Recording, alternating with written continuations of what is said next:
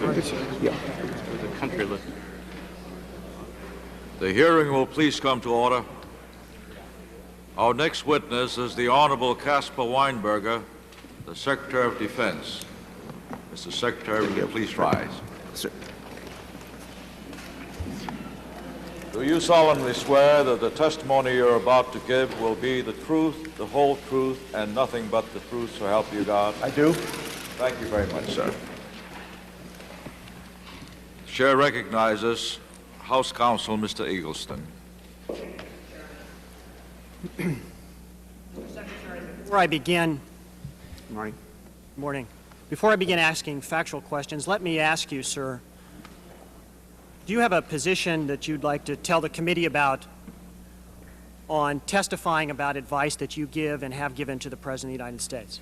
Yes, I have always taken the position, and all the members here, I think, who've been on committees that I've testified to will remember it, that I don't discuss any conversations, any advice, any opinions, any meetings that I've had with the President. I've never done that until early this year, I guess it was, when at the President's direction, I spoke very fully and very frankly of all of the statements made in meetings with the President in connection with this specific matter. And this is what I regard, I guess, as a one-time exception, because I do think that the conversations and the discussions the President has with his cabinet officers or his other advisors, that he's entitled to have those kept confidential and only to discuss them if he wants to. But he gave very full statement, very full directions to us, and to me too, to be sure that we talked about this thing fully and frankly and set aside all of the what I might call the normal rules. So with that one-time exception in mind, I will be glad to be as frank as possible. Thank you, sir. Mr. Secretary, let me first begin just briefly covering your background. You were a law school graduate, I understand. Yes. You served as the Director of the Office of Management and Budget. That's right. You have been the Secretary of Health, Education, and Welfare. Yes. And between 1975 or so and 1981, you were out of government and in private industry. That's correct. And since 1981, you have been the Secretary of Defense. Is that correct? That's correct, yes. Mr. Secretary, the first thing that I would like to talk to you about is the draft NSDD, National Security Decision Directive, which took place in the summer of 1984. Before I get to that, and that's Exhibit 4 in your book, sir. All right, over here.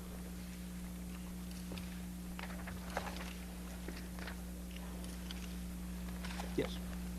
Before I get to that, this committee has heard testimony from Mr. McFarland and others that in the summer, late spring and summer of 1985, Mr. Ledeen was making various contacts with Israelis and others in order to pursue an opening or an initiative into Iran. I take it that as of the summer of 1985, you were not aware of the activities of Mr. Ledeen. No, I never heard of him, and I wasn't aware of it. And so Mr. McFarland had not briefed you on whatever it was Mr. Ledeen was doing. No. Sir, let me ask you to direct your attention to Exhibit 4, which is the draft NSDD. Before I ask you questions about it, let me just ask you to tell us generally what a National Security Decision Directive is. What is its purpose? Well, this is a document of some formality, and it is issued by the President, and it covers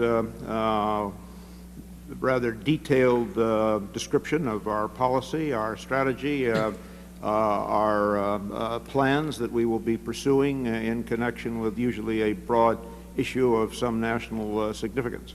And this is a NSDD draft that related to a change in the United States government policy relating to Iran. Is that correct? Yes. Your comments about it are reflected on the front page. I think this indicates that you saw it on or about June 18th, 1985. This was submitted in draft form for our comments. It was not at that time issued. Could you read from the front page what it was your comments are?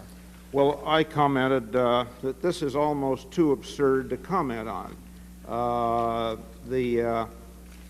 all means, pass it on to Rich. This was a note to General Powell, who had sent the memorandum to me. He said, by all means, should I send it to Rich Armitage for analysis? I said, it's almost too absurd to comment on, but by all means, pass it on to Rich.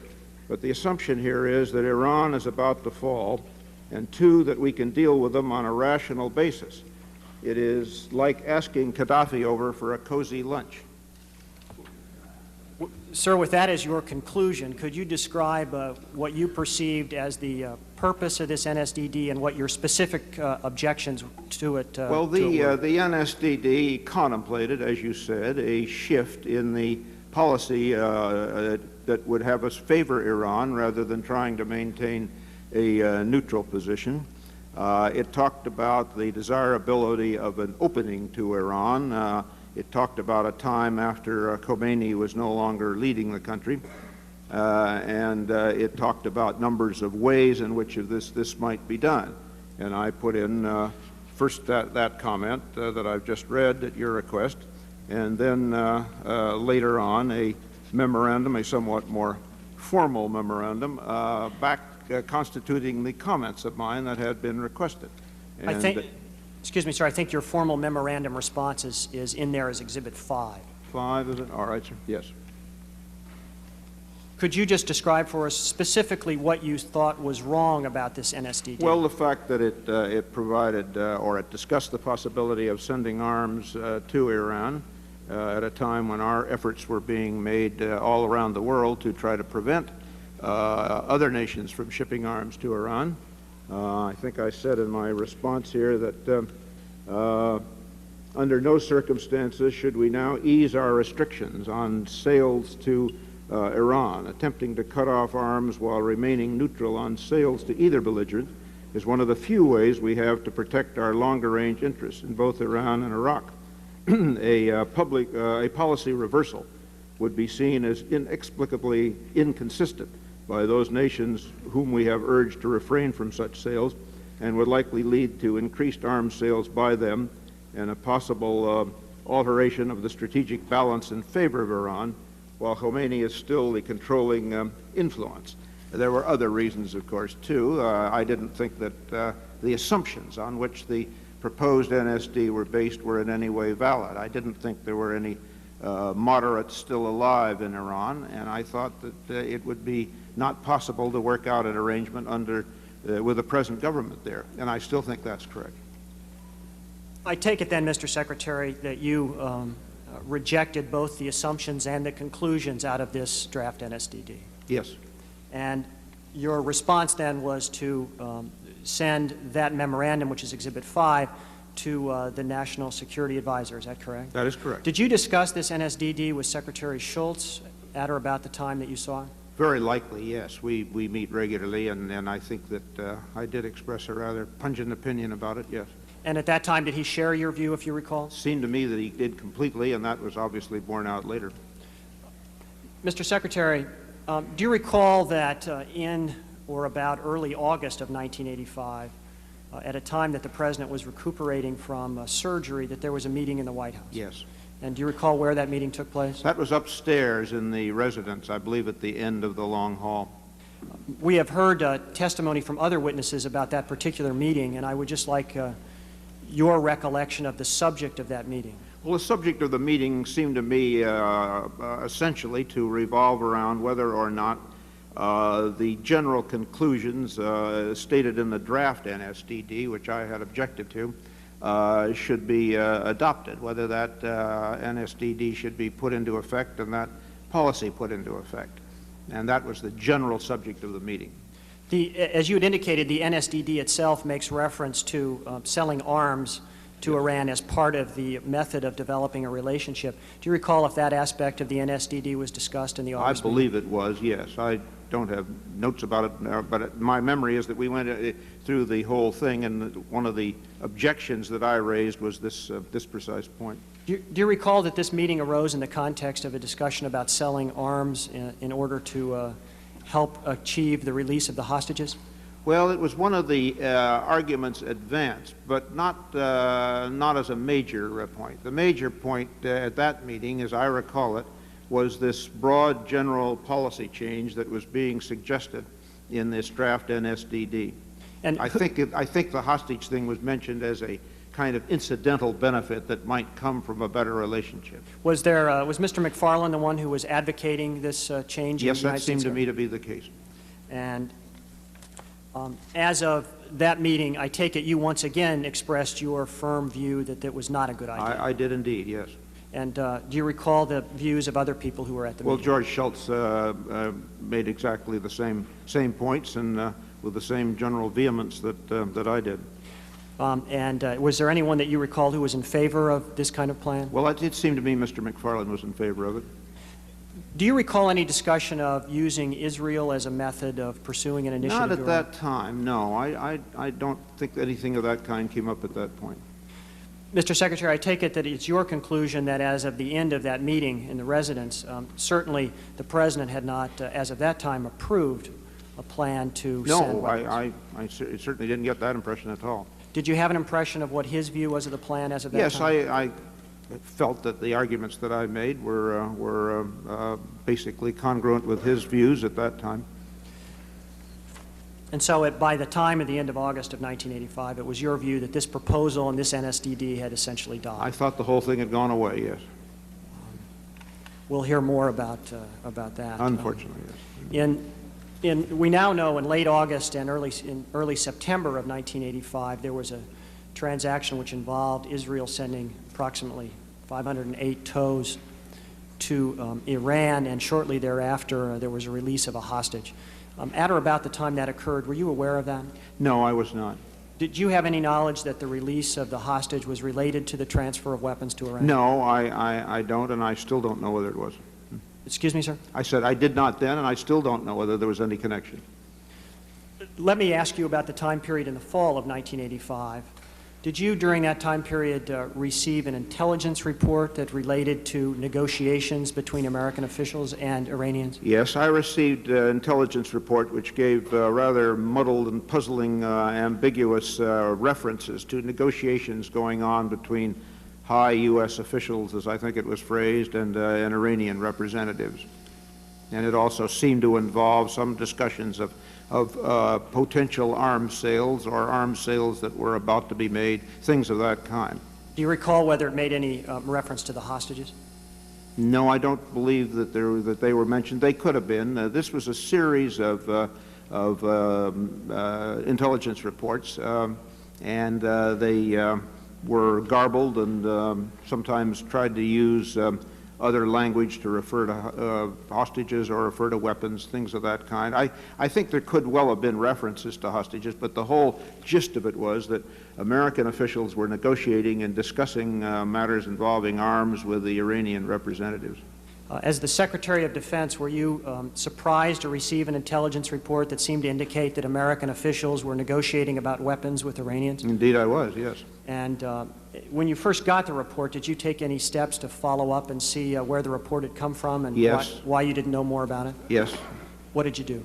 Well, I talked with the agency which was furnishing those reports, that had furnished those particular reports that I saw. Did that through General Powell, who was my military assistant at the time, and the first report came back to the effect that this was a mistake, that we weren't on the distribution list and we weren't supposed to have this report. Was this an agency which was within the Department of Defense? It was indeed, yes. And this agency reported back to the Secretary of Defense that the Secretary was not supposed to have received this item? That was the report we had, the first report we received, yes. Did you give any advice back to that agency? Yes, I did. I asked General Powell to remind the agency for whom they were working. As a result of receiving this report and as a result of your advice back to the agency, did you begin to receive other reports? Yes, then I got a lot more reports and found the story continually and increasingly disturbing. Did there come a time when you asked one of your assistants to follow up and determine whether or not there was any truth? Yes, I asked Mr. Armitage to try to identify some of the people who were referred to rather obliquely in some of these intelligence reports and find out who they were, and he was able to do that. Mr. Armitage has testified in a deposition before this committee that he did follow your instructions and that at some point he called Lieutenant Colonel North, arranged a lunch with Lieutenant Colonel North on December 3rd of 1985. And during the course of that lunch, Colonel North told him that indeed he was the American official who was negotiating with the Iranians. I take it that Mr. Armitage reported that back to you. He did, yes. And as a result of that report, Did you seek to have a meeting scheduled with the other principals? I did. I asked for a Security Council meeting or a Security Council planning group or a meeting with somebody who could tell me what was happening and why it was happening. In a moment, I'm going to ask you about a meeting which took place on December 7th. Is that the meeting which would have resulted from your complaints about... I believe it was. It was a meeting which fitted the description of the kind I wanted, yes. Okay. Let me just ask you, there, in your exhibit book, and I don't really need, I'm sure you've seen these before, they're exhibits 8, 9, and 10, are 3 documents. We have received testimony both here in public hearings and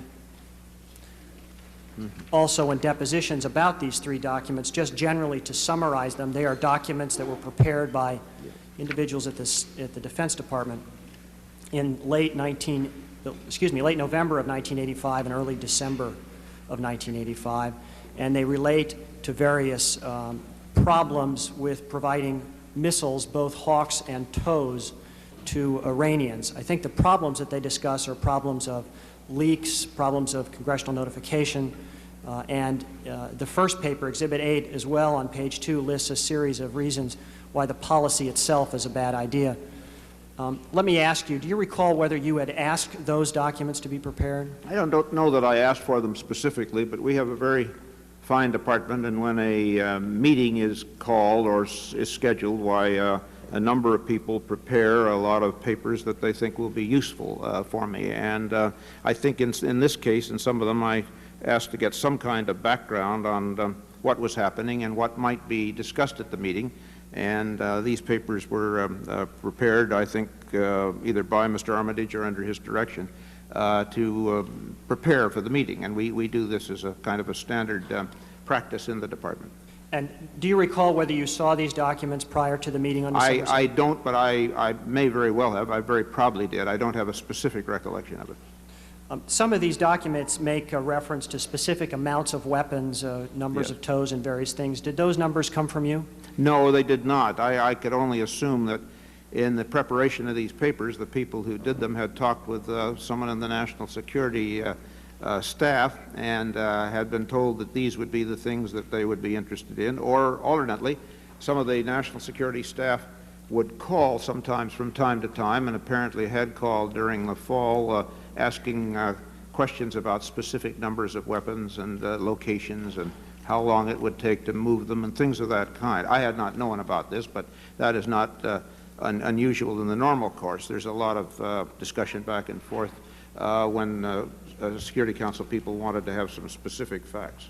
The exhibit, which is exhibit number 8, was an exhibit used during the testimony of Dr. Gaffney, which was public hearing testimony, and he testified that he prepared that sort of November 19th, 20th, around in there. Yes. The committee has also received testimony that on that weekend of November 23rd and November 24th, there was a shipment of 18 Hawk missiles from Israel to Iran.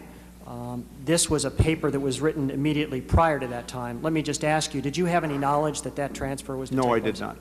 And in addition, there are various documents which are in evidence before the committee which refer to the Israeli desire and need for replenishment of weapons that the Israelis were sending. Did you know that replenishment was an issue? No, I have no memory of that.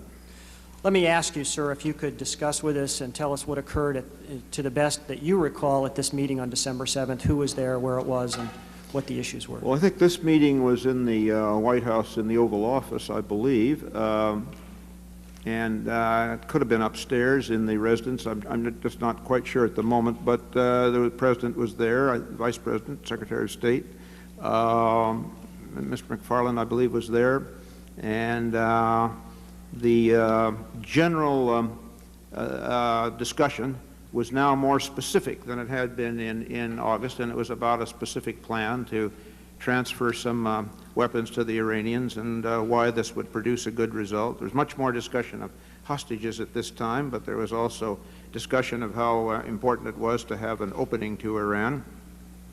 And I made a very strong objection to the whole idea, as did the Secretary of State.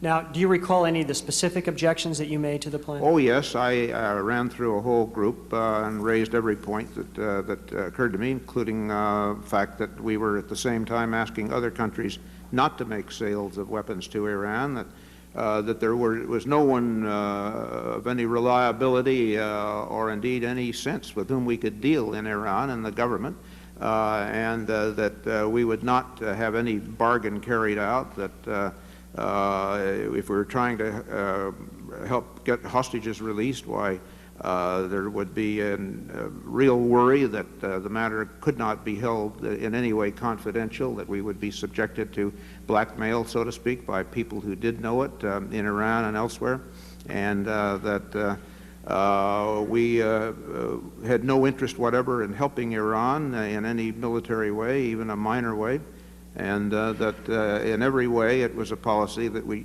should not engage in and most likely would not be successful. Secretary Shultz has described your opposition at that meeting as quite forceful. Is that a fair characterization? Well, I'm afraid I argue that way about almost everything. I'm told so, yes. Let me ask you... But I think that's entirely a fair description, perhaps an understatement. Did you make any arguments about the effect of this on Operation Staunch? Oh, yes, yes. I pointed out that we were, in fact, I think I'd quite recently returned from a trip in the course of which, as I did, and in all of the countries that I visited where we had some idea that weapons sales might be made or being contemplated to Iran, had argued very strongly against it, and that this would be totally inconsistent with that.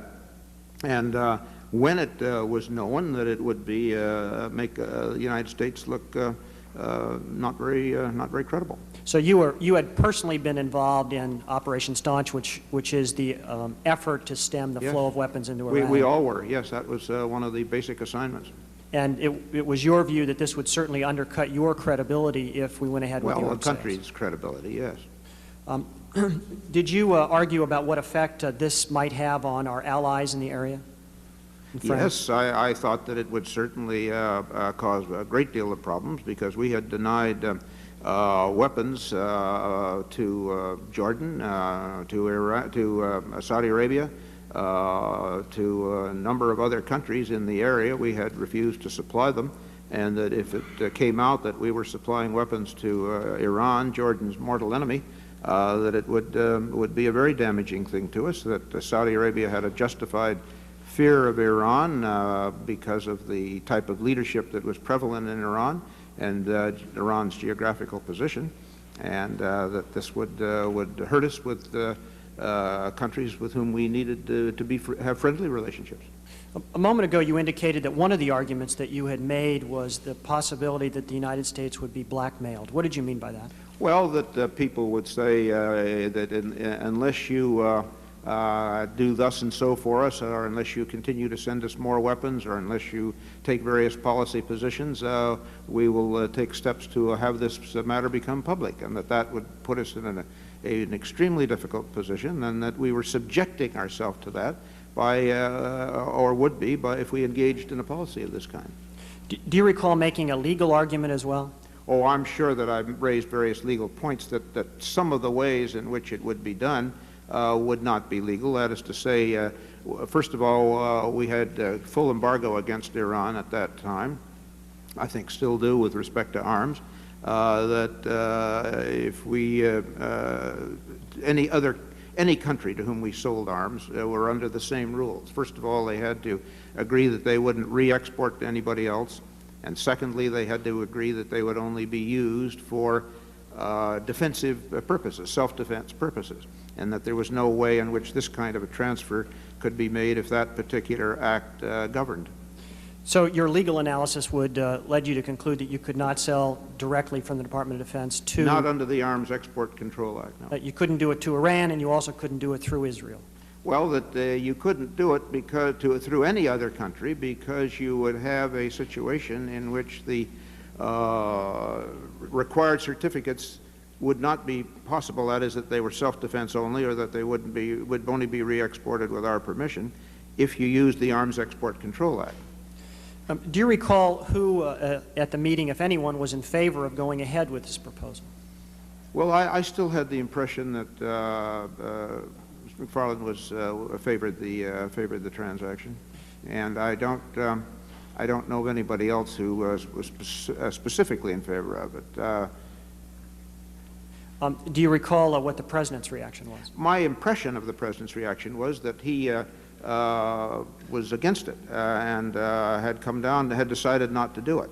In fact, when I got back to the department, I told General Powell that I believed this baby had been strangled in its cradle, and that it was finished. That was the strong impression I had from his comments. As I remember it, he indicated again a desire which everyone shared to have well, first of all, a feeling that Iran was a strategically located and a geographically important country, that we had had a good relationship to it with it under the Shah, that it would be very helpful to have that again, but we couldn't get it with this present government, and that was unfortunately we couldn't therefore have much hope of getting the hostages back. The President was very concerned, of course, about the hostages. He's a very compassionate, humane man, and that was a source of great distress to him.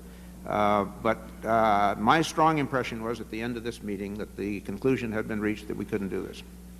Mr. Secretary, let me just ask you about whether a couple of things were discussed to your recollection at this meeting. Was the November '85 hawk shipment discussed? No, I don't believe so. I didn't know about that at that time, didn't know about it until much later. And you think if it had been discussed, you would remember it? Oh, I think so, yes. I'm not entirely sure. My memory is not as good as I hoped it once was, but I don't have any memory of that at this point.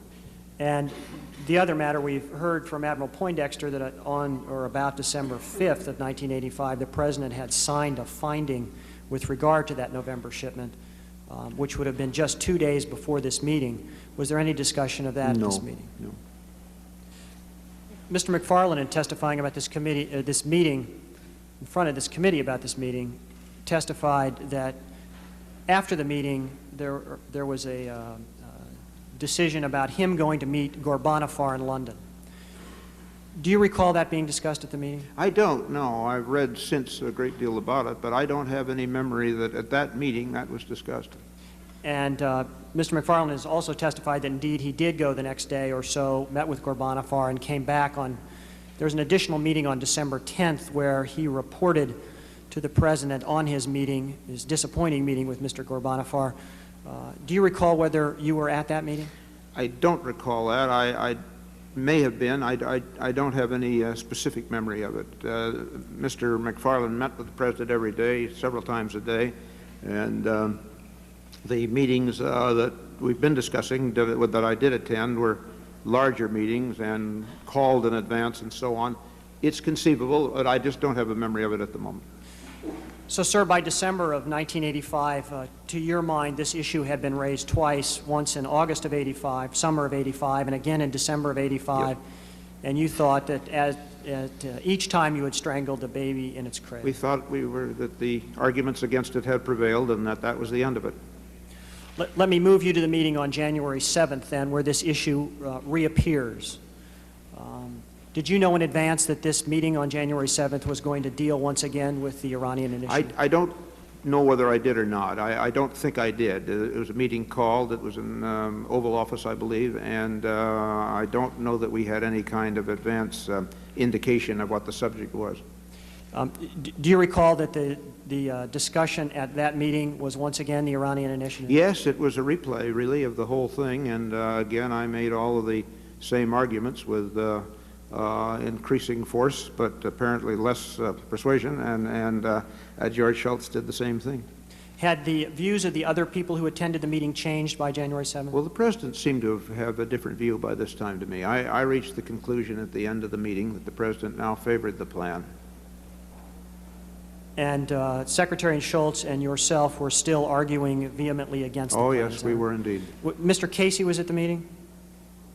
Mr. Casey was in several of the meetings. Mr. McMahon represented him once or twice. I believe Mr. Casey was at this meeting in January. Do you recall what his view was? He seemed to feel that there would be an intelligence gain from the operation if it succeeded. You indicated that at the December 7th meeting you had made a very strong legal objection. Among others. It was simply one of the many points that I was urging, and it was directed entirely at the Arms Export Control Act. It would seem Was there any discussion of your legal objections at this meeting on January 7th? Yes, in January, the Attorney General was present and gave the President an opinion that there were other ways, other procedures under which transfers, if the President so concluded that he wanted to do, could be used, that we didn't have to use the Arms Export Control Act, that there were earlier opinions, and that Attorney General concurred in those, that there were ways this could be done, and you didn't have to use the specific statutes. Do you recall if the Attorney General at that time gave an indication about what those alternative ways were? No, he didn't. He simply advised the President that there were other ways this could be done, and that, the objections that were raised about the Arms Export Control Act were indeed valid, but that act did not have to be used. There were President's, I think he spoke of the President's inherent powers as Commander-in-Chief, President's ability to conduct foreign policy, and I'm not sure whether he referred to an earlier opinion that his predecessor, William French Smith, had given, but I believe that there was a reference to that. That earlier opinion makes reference to a transfer under the Economy Act from the Department of Defense to the CIA and then pursuing that by a covert action finding. Did you know that as of that time? No, that degree of specificity wasn't there, but the point was made that, and I had not seen the earlier opinion of the Attorney General predecessor at that time. There's just the point made to the President that, Mr. President, if you decide you want to do this, you can do it, and you don't have to use the Arms Export Control Act. There are other ways that it can be done. Do you know why it was that the President's position on this issue had changed over the month? No, I don't. Was there any discussion about factors or things that had changed? No, the meeting, as I said, in January seemed to me to be very much a rerun of the December meeting, with the exception that I've noted. That is to say, I made the same points, George Shultz made the same points. Bill Casey felt that there would be an intelligence gain, and there was also talk of the hostages as one of the motivating factors, but not the motivating factor. But the responses of the President seemed to me to indicate that he had changed his view and now had decided that he wanted to do this. As of the meeting or the close of the meeting on January 7th, was it your impression, well, let me ask it this way, was a decision actually made at the January 7th meeting? No. It was your impression that at least there was no announcement of any decision. There was no formal issuance of any order or anything of that kind. So you felt that the President was leaning towards going forward? I felt he'd pretty well decided, yes. But he had not actually made a decision? That is correct, yes. Between January 7th and January 17th, there are a series of prof notes to which I'd like to direct your attention. They're Exhibits 16 and 17 in your exhibit book, which indicate that you continued to object to this program.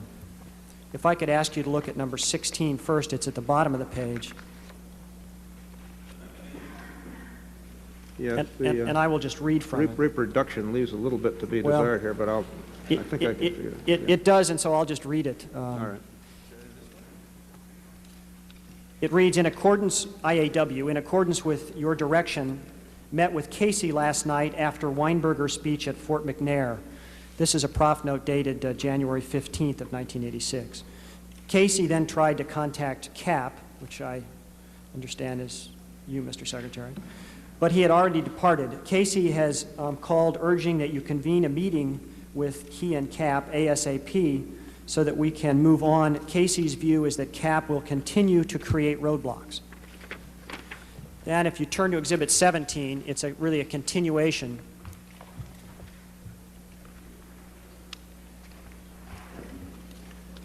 And I'll just read from the top of it. Casey believes that CAP will continue to create roadblocks until he is told by you that the President wants this to move now, and the now is in caps, and that CAP will have to make it work. Casey points out that we have now gone through 3 different methodologies in an effort to satisfy CAP's concerns, and that no matter what we do, there is always a new objection.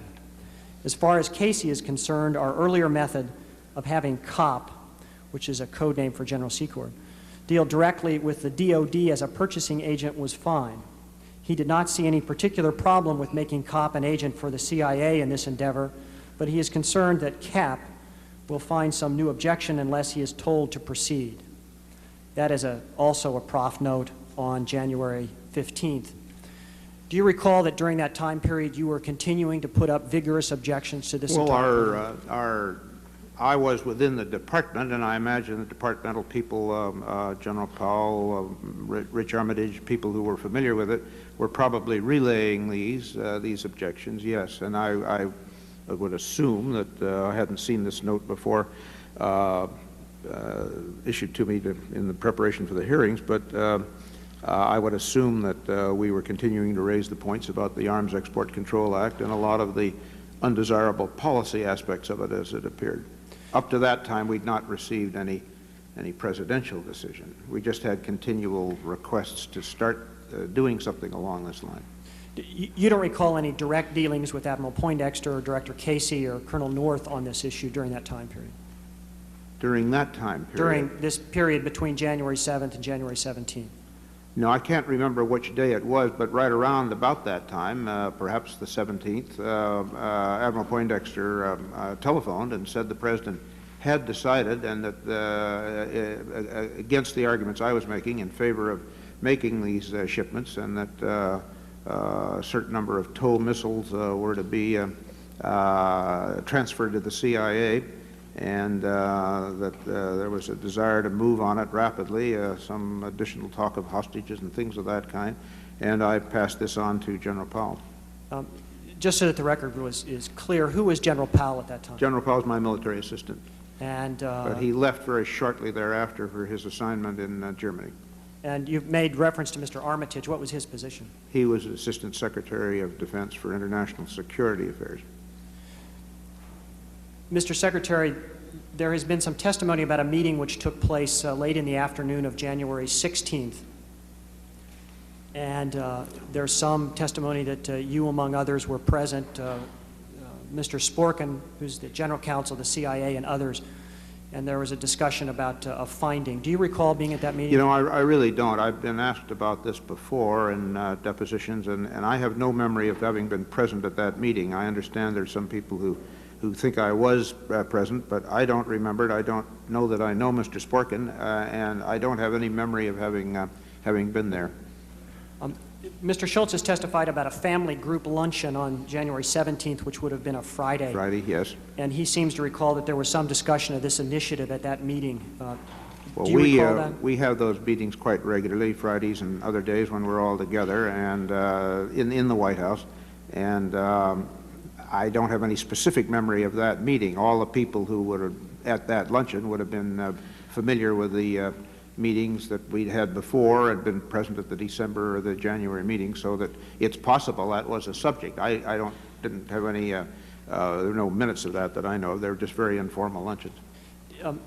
So between the time of the January 7th meeting and the time that you received this phone call that you've described from Admiral Poindexter, you don't recall any other meetings that were called to discuss this initiative? No, I don't. I think there's probably discussion within the department and perhaps some inquiries coming over from NSC staff asking more specific questions about weapons and things of that kind, but we did not proceed nor do anything, and there were no other White House meetings that I recall.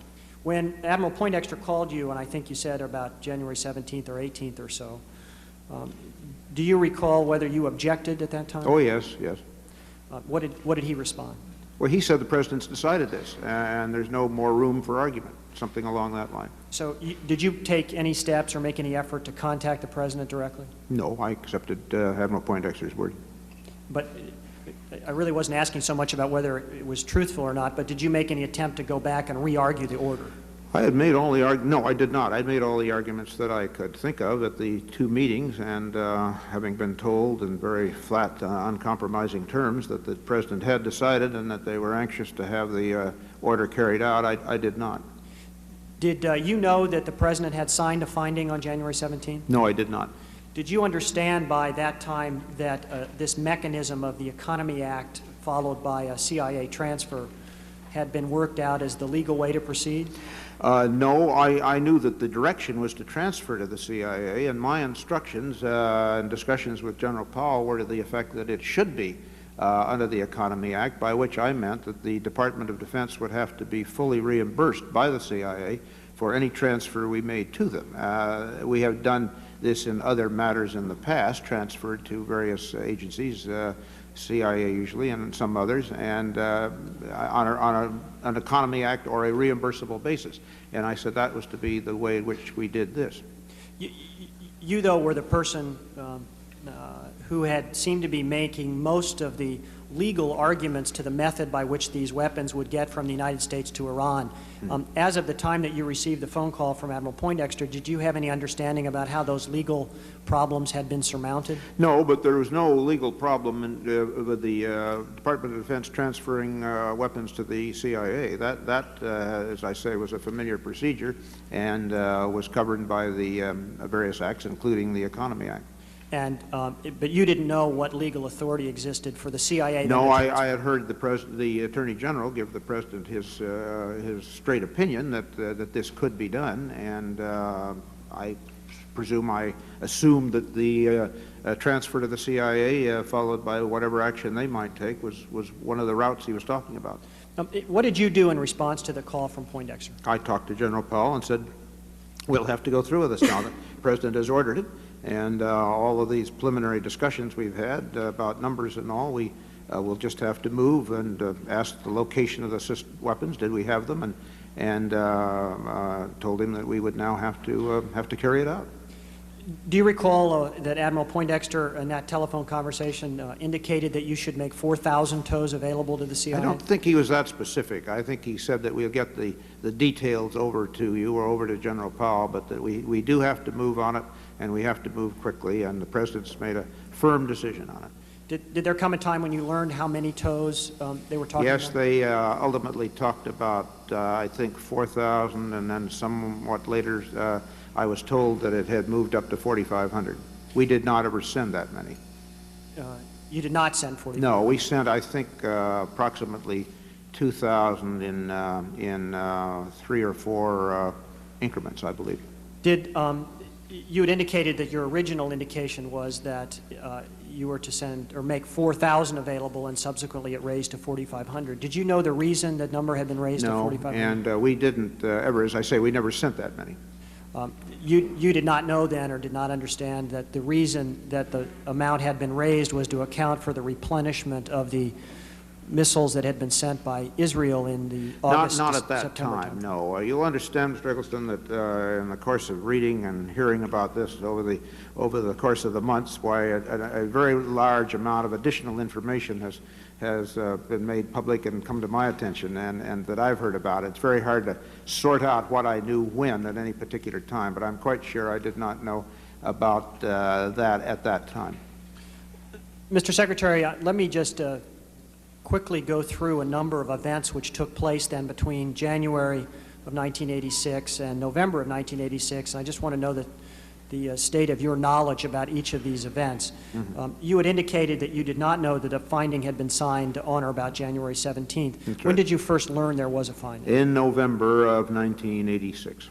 And between January and November, you were not aware that there was a finding at all? That is correct. Did you have any understanding about the legal method by which the CIA was transferring the weapons to? No, I didn't know how the CIA was getting them over, and that information was never conveyed. Our assignment, our responsibility was to transfer to the CIA, and we did that. Secondly, in mid-February of 1986, the Department of Defense transferred the first batch of tows to the CIA. It was a batch of 1,000. Did you know that that was happening at that time? Yes. In late May of 1986. It was all part of this original assignment and discussion, and as these transactions were carried out at various stages, that they would be moved to CIA, would be picked up by the CIA. This would be reported to me in the normal course by the military assistant. Well, let me ask you, the next question was, did you also know that they were then shipped within several days after that by the CIA through various... No, I did not know that, but I knew that that was the thrust of the President's order. You assumed that that's what was going to happen? Yes. In late May of 1986, Mr. McFarland, with others, made a trip to Tehran. In advance of the trip, did you know that he was going? No, I did not. Did you know that were you advised after the trip that he had gone? I still started picking up a considerable amount of my information about this from sources other than the United States. And do you recall when you first learned from someone, a United States official, that he had gone? Oh, I think probably sometime after he returned. Were you briefed on his trip? No, not specifically. We would, from time to time during this period, get requests from the NSC to have evacuation teams ready, debriefing teams, medical teams, on the theory that some hostages were about to come out. And we would arrange to have this ready, but for the most part, this never happened. Were you aware that Mr. McFarland had taken Hawk missile spare parts with him on the plane? No, I didn't have any memory of that or any knowledge of that until later when the various aspects of this started to come out. In the fall, late summer, fall of 1986, there was a development and opening of what has been called the second channel. Did you know that that had taken place? No.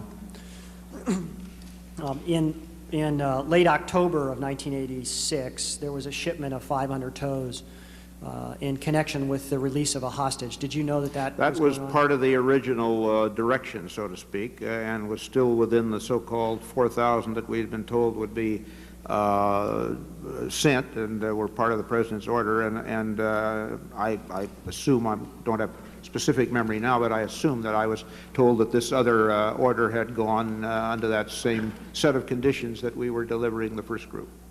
Mr. Secretary, you have testified about various meetings that you had as this initiative was developed leading up to the finding, although you didn't know about it, leading up to the finding on January 17th of 1986. Were there any meetings among the similar group of people after that time where there was any discussion about whether it was time to close down the operation, whether it was time to stop Well, it? I made the point repeatedly to Admiral Poindexter, who by that time had taken over, that I thought it wasn't working, and that I also thought it was an extremely bad way to go about anything, to transfer the arms and sort of hope for the best. I think I told him that I preferred using the equivalent of an escrow or a title company, and if we didn't have that, then I told him that I thought that there should not be anything more done until all the hostages were returned to the United States unharmed, since that seemed to be what the thrust of it was becoming. He promised 2 or 3 times that would be the case, but that later, when I asked him about it again, many times he would just say he was unable to keep that promise. You don't recall, though, a meeting with the similar or same group of people to discuss whether or not the time had come to stop the initiative? Not a meeting of the same group, no. Did you ever talk to the President directly about whether or not the initiative should be stopped? Well, I talked to Mr. Poindexter so many times, and I don't remember whether the President was present at some of those meetings or not. I think he may very well have been, but I'm not sure of that. But the continued objection was made all through that year with my repeatedly calling attention to the fact that it wasn't working. We were getting the usual violent anti-American statements out of Iran. Nothing was happening. We weren't getting any hostages. Nothing was working, and it should be stopped. I don't recall whether the President was present at any of those specific times or not, but there were many of those types of discussions I had with Admiral Poindexter. Mr. Secretary, let me ask you to direct your attention to Exhibit 20 in your exhibit book. 20? Right.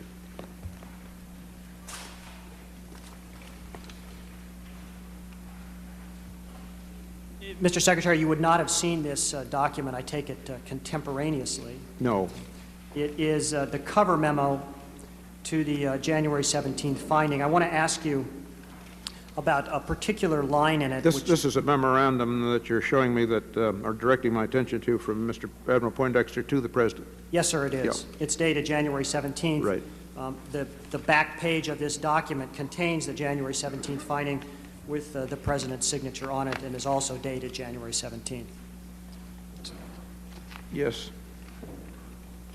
And There is, however, a page before that in which the President's initials are put on, but not in his handwriting. That's correct. I think in the last sentence it indicates that the President was briefed verbally by Admiral Poindexter. If you could return to the very first page, there's just one line of this that I wanted to ask you about. Right. It's about halfway down the very first paragraph, and it reads as follows. The Israelis are very concerned that Iran's deteriorating position in the war with Iraq. I really just want to ask you, it wasn't a complete sentence, I just want to ask you about that concept. Was it the view of the Department of Defense that Iran had a deteriorating position in the war with Iraq? No, quite the contrary. It wasn't, that wasn't an opinion it wasn't my opinion, and it wasn't anybody's opinion that I talked to. Were you consulted during this time period about whether or not the relative positions of the Iranians and the Iraqis in the war? No. Do you know whether the President was advised that there was a contrary to view to the one that's expressed in this cover memo? I don't know that. I never saw this memorandum to the President, never had a chance to respond to it, but I certainly did not have the view that Iraq was winning or anything of the kind. Quite the contrary. As a matter of fact, it's basically Iraqi military strategy not to pursue any kind of decisive military end to that. They've been trying to get a ceasefire and trying to get the war ended by negotiation. They have specifically eschewed the idea of a military victory, as far as I can tell. So if you had been consulted at that time, you would have advised the President that you disagreed with that Israeli view? In the strongest possible terms, yes. And to the extent that the President relied upon that concept in deciding to go forward, that, in your view, was simply an erroneous assumption on their part. Mr. Secretary, if you could look at Exhibit 22. Right.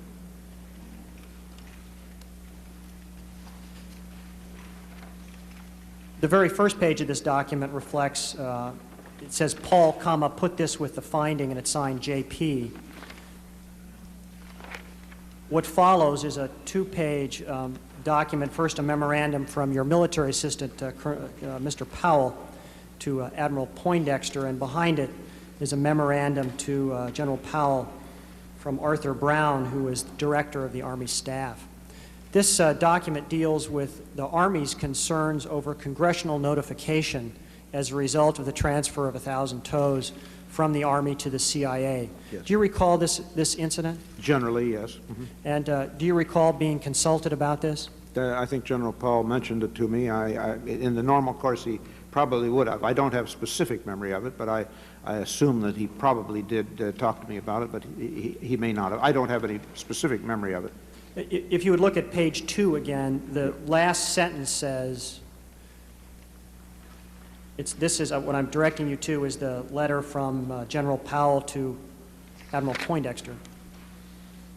The last sentence says, quote, the Secretary asked that I make you aware of the Army's concerns in the event you wish to advise the DCI, which would be Mr. Casey, or the Attorney General. That would indicate that he had discussed it with me, as I'm sure he did. Do you recall in the January time frame any discussion about delaying notification to Congress? In the discussions that were in the Oval Office meeting, there were points made 2 or 3 times that while notification would be made and would have to be made to the Congress under any procedure, it was not necessary to make the notification contemporaneously with the event. That was an opinion that the Attorney General was giving? Yes, I believe so. And I think others made that point too.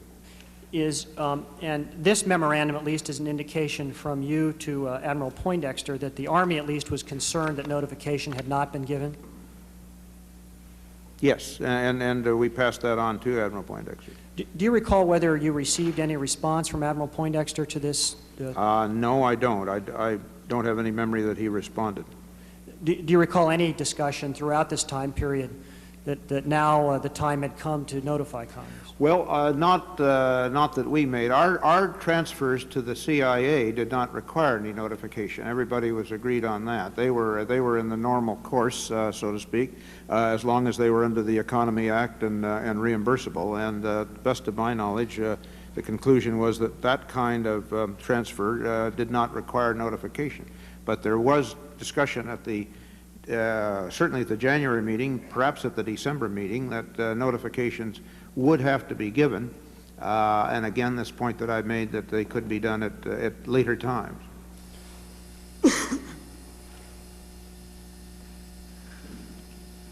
But you don't recall any later time where the issue came up where there was a discussion that now that later time had arrived and it's time to notify Congress until November of 1986? Well, in November, yes. Mr. Secretary, let me direct your attention to the summer of 1985. Do you remember at that time having a conversation with Admiral Crow, who was then chairman of the Joint Chiefs of Staff? Yes, he inquired about the details of the matter, and I told him all that we knew about it, which was simply the points that I made, that the direction had come to make the transfer, and that we were transferring it in accordance with the direction. He had not been advised or brought into the circle at the beginning, I take it? That's correct. And was he angry or concerned that... No, I think he just was anxious to have all the facts that he could get because he had heard about it from some members of his staff. Did he make any concern or statement to you that he was concerned that there may not have been a sufficient analysis of military impact of this initiative? Not that point, no. I think he raised the same policy points that I had previously raised and the arguments that I had made that had been rejected, and I found we were obviously in full agreement.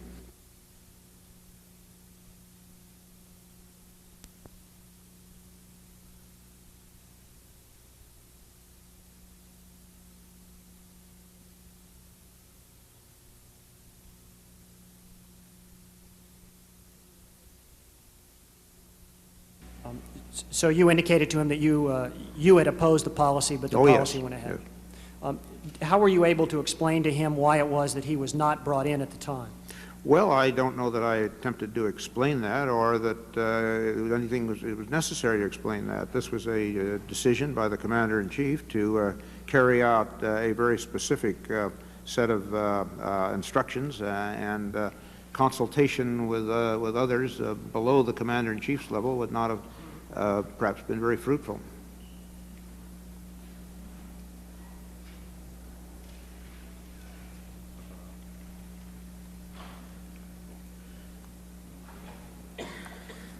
Mr. Secretary, the next area I'm going to turn to is the area of November and December of 1986. Yes. Before I do that, I just want to ask you one sort of short series of questions about the Contras. And the question that I would like to ask you relates to funding for the Contras. Do you recall, or maybe you were aware, that there's testimony here before the committee by Mr. McFarland that country number 2, and I think you might have a country list in front of you. I don't have a country list before me, but whatever country it is, it's perfectly all right. Go ahead. And as I go on, you may figure it out. Mr. McFarland testified that in the spring of 1985, maybe the country list is coming. Oh, all right. Thank you. Okay. There was a large contribution from country number 2. You were asked at your deposition whether you were aware at or about that time of the contribution. Do you recall being aware? No, I was not aware. Let me just ask you, and I think you were shown this at the deposition, if you would turn to Exhibit 39. 39. Yes. It's Exhibit 39. It is a memorandum for the record by John McMahon. It's dated March 15th, 1985. And on the second page at paragraph 7, it refers to a meeting that you had with the Director Casey at or about that time. It indicates, quote, question of the support to the Contras came up. This is reporting on a meeting that had taken place between yourself and Director Casey. The very last line reads, in closing, the Secretary, meaning the Secretary of Defense, stated that he had heard that, I will tell you what's under there as an official of country number 2, had earmarked $25 million for the Contras in $5 million increments.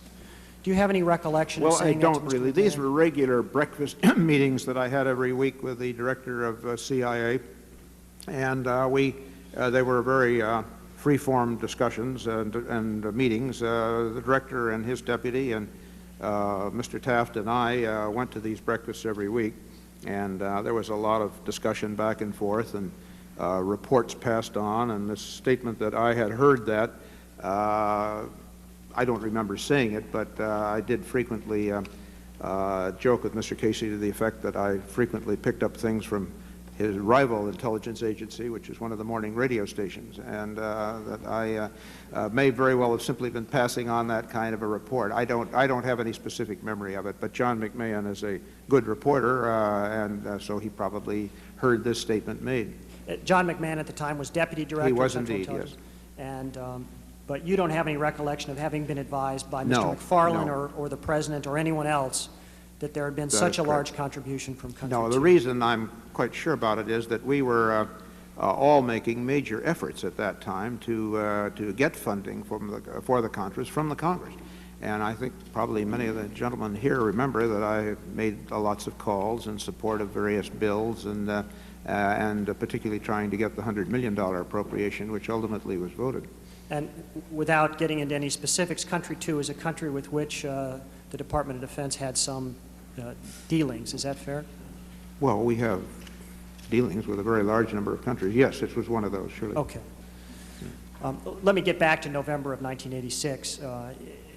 As well known now, there was a leak in early November in the Middle Eastern media relating to McFarlane's trip to Tehran, and that ultimately resulted, I take it, in a meeting which you attended on November 10th of 1986 Yes. with the President and others. There's a memorandum for the record which you prepared, which is in your exhibit book as exhibit number 28. 28.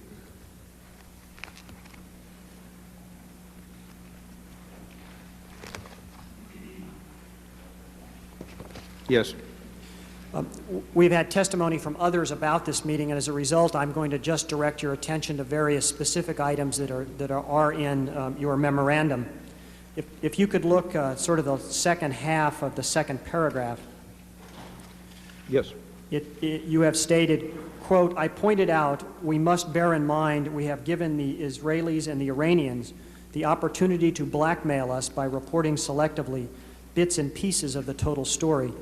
I also pointed out that Congress could and probably would hold legislative hearings." Do you recall the context in which you were discussing that? Well, this meeting was the first time at which there had been a general exposition and a report by Admiral Poindexter of the whole nature of this transaction and series of transactions. And it was called, as you say, when there were beginning to be some reports coming out of the Middle East. And these were points that were made then at that meeting, and the President made the point that even though there were these reports coming out, we should be very careful to bear in mind that we had been dealing with some people in Iran whom it was still hoped by people present at that meeting, but not by me, that with whom we could form a useful relationship.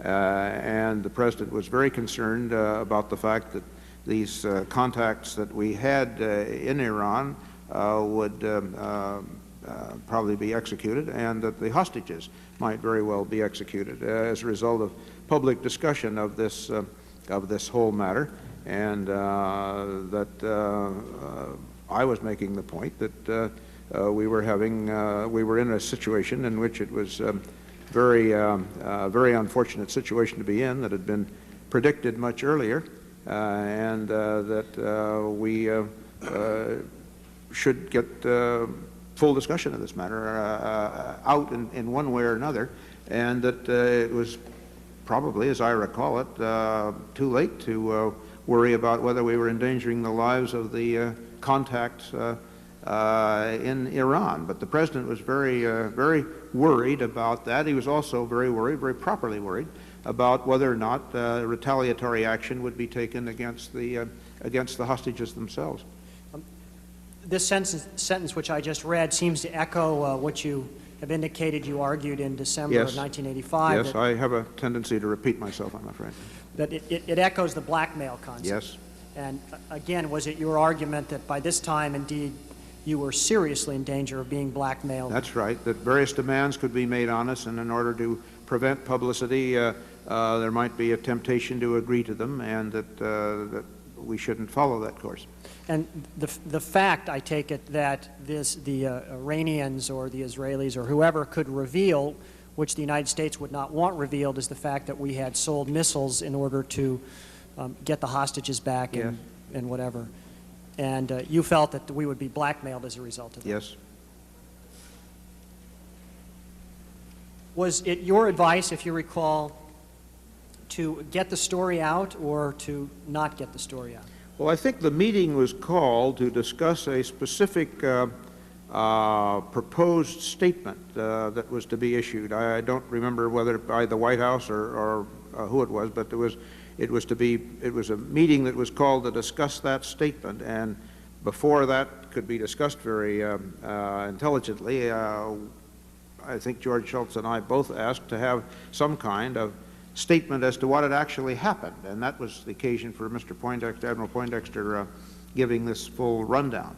A lot of the discussion revolved around the proposed text of that statement, which I don't have, and I was making a lot of suggestions for changes in that statement. So basically the decision to make a statement about it and report it publicly was had been made, and I agreed with that there should be that. I didn't agree with a lot of the things in the statement, and we were trying to get revisions in the statement.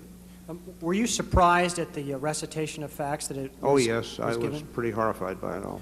Was Secretary Shultz similarly? He seemed to be, yes. He was particularly concerned, as I remember it, that neither of us had known there was a finding until that time. Mr. Secretary, if you could turn to page 2 of this document, I want to direct your attention to the top paragraph, top full paragraph. Yes. It reads, quote, "I reminded John, Admiral Poindexter, that he had always told me that there would be no more weapons sent to Iran after the first 500 tows until after all of the hostages were returned, but unfortunately we did send the second 500 because it seemed the only way to get the hostages out, according to Poindexter." Did you have an exchange of words about this? Oh yes. I mean, well, this attempts to report correctly what happened, and I dictated after I got back to the office. And so it was, I take it though you had known, because you were, had owned, I guess, the missiles, you had known that these series of missiles had been transferred without the release of hostages. Yes. Each time he reported that he was unable to keep that promise, each time that we would talk with him before we sent another shipment, and that the direction to send them was still in effect. The second paragraph indicates that he had told you that the hostage-taking had stopped, and you responded to that. What was your response? Well, he said there hadn't been any hostages for a year, and I said they took 3 just a couple of weeks ago, or quite recently. And did he have an explanation for that? He said, I believe that there were different people had taken those 3, and I believe I said somewhat caustically that it didn't make too much difference who actually took them. The fact was the hostage-taking hadn't stopped.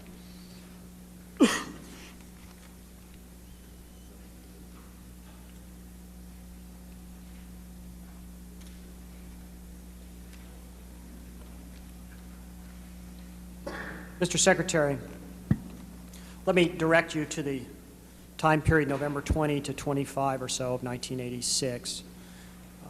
There's been a lot of testimony about the day November 20th. It was a day when Admiral Poindexter, Mr. Casey, the Attorney General, and others met to review testimony that was going to be given the following day. It turns out that there was a dispute that had arisen about the testimony, particularly about the November 1985 Hawk shipment and when various people in the United States government may or may not have known about it. Did you know that that dispute was going on? This was the Hawk shipment? Well, what I'm asking about is that there has been testimony that on November 20th, a dispute had arisen about what people knew about the November 85 Hawk shipment. What I'm really asking you is, did you know? Oh, no, I did not know about it until all of this formal exposition of the whole matter was made by Admiral Poindexter. Right. Similarly, what I'm really asking is, on November 20th of 1985, did you know that various people in the administration were having a dispute about the state of the government's knowledge about that transaction? I don't know that I did. I know that there was a lot of discussion revolving on it. I don't know if the point was specifically being made as to who knew or who did not know. Were you contacted, if you recall, prior to November 21st about what you may have known about that Hawk shipment? if you recall, By anybody? by the Attorney General or anyone. Well, the Attorney General called me over that weekend to tell me that he was, if I have the weekend correctly in mind, that he had been asked by the President to gather all the facts about the situation, and that it would be helpful if we could assemble data that we might have or refresh our memories in order to enable him to carry out this investigation. I believe that was over that weekend. Okay. It's your recollection, though, that took place over the weekend? Yes, I think so. I was at a hospital in Washington at that time, and I believe that's where the call from him came in.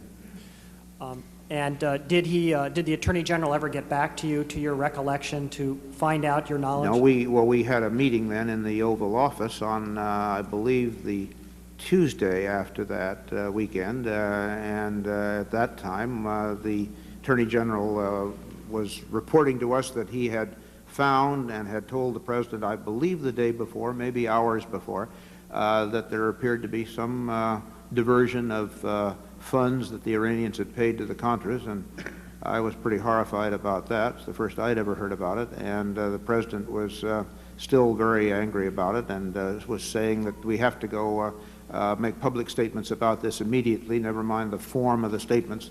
We have to tell people about this immediately, and directed the Attorney General to go out and make a full statement to the press after that meeting, and Attorney General did that within, I guess, a half an hour after that meeting broke up. Who attended the meeting, if you recall, that you had just described? Well, Mr. Schultz was there, and I think Mr. Casey was there, and Admiral Poindexter was there. Don Regan, I believe, was there. Those are the ones I have in mind were there. When you learned about this diversion, were you also told that Admiral Poindexter had had some supervisory role in it? No, I think at that time it was just the fact that it apparently had happened, that Ed Meese had found it in the course of this fact-finding investigation he had been making over the weekend, that as soon as he found it, he reported it to the President, and the President was very disturbed and angry, and directed at the meeting that I attended, which was either the day after or some hours after he'd been notified, that this had to be made public at once.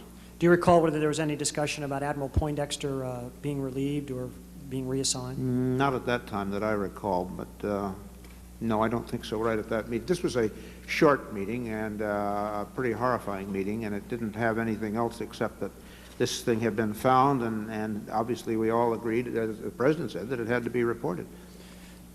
You had indicated that sometime over the weekend the Attorney General called to tell you that he may be consulting you or That's my meeting memory, with you. yes. My wife was in the hospital at the time, and I was over there, and I believe that's where the call came in. But he did not, perhaps because you were at the hospital, he did not follow up and actually interview you? Well, no, he didn't. I was not interviewed by him, but I believe later that day or Monday, why I advised that this call had come in, and we should be helpful if and when people turned up. But then events were moving rather rapidly, and after the press briefing that the Attorney General held, why then there was a general direction to gather the data and so forth and so on. Mr. Secretary, the last area that I want to ask you about relates to Exhibit 34, which is in your book. 34. Right. Oh, yes.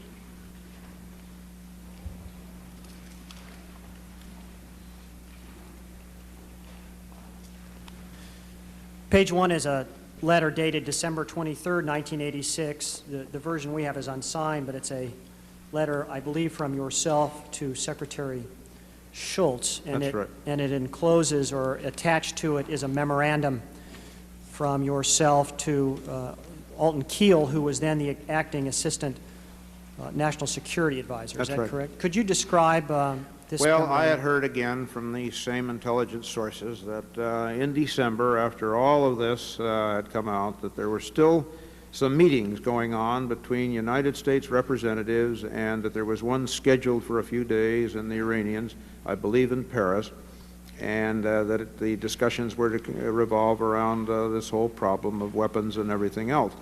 And I was understandably extremely unhappy with that. And I sent a very strong memorandum to Alton Keel, and it goes on for a couple of pages here. And then I sent a copy of it to George Schultz and said that I thought it was very unfortunate that while we're making statements that we're denying that we're making any contacts with the Iranian government through third country representatives or so on. That's true only in the most technical sense of the term, and then I'm afraid will cause further adverse reaction when the truth is known. And then I attached the memorandum I sent to Mr. Keel protesting this very strongly and asking for a meeting and asking that no meetings be held with any Iranian representatives until we'd had a chance to meet over here in Washington and try to stop it. I said, I'm sorry to be so blunt about it, but it seems to me incredibly wrong that the precise mechanisms of secrecy and attempts to exclude advisors who it is feared may have different views, which helped cause so many of our present difficulties, are apparently being pursued by the State Department at this time. I was told as a result of this that State Department representatives were instructed only to listen and not to negotiate, but I believe that all the meetings were called off and were not formally held. The first paragraph of the attached memo, the memo to Mr. Keel, makes reference to congressional testimony by yourself. What is that a reference to? Let's see. It's, when the President announced in late November, I had assumed when the President announced in late November or early December that all further arms shipments to Iran had ceased, and after it became apparent that the channels we were using to discuss hostage release and other matters were, at the very least, ineffective, and as is easily apparent now, totally counterproductive, I assumed we were finished with this entire Iranian episode, and so testified to congressional committees during last week. That was testimony that I gave to the Special Senate Committee on Intelligence at their request covering these matters.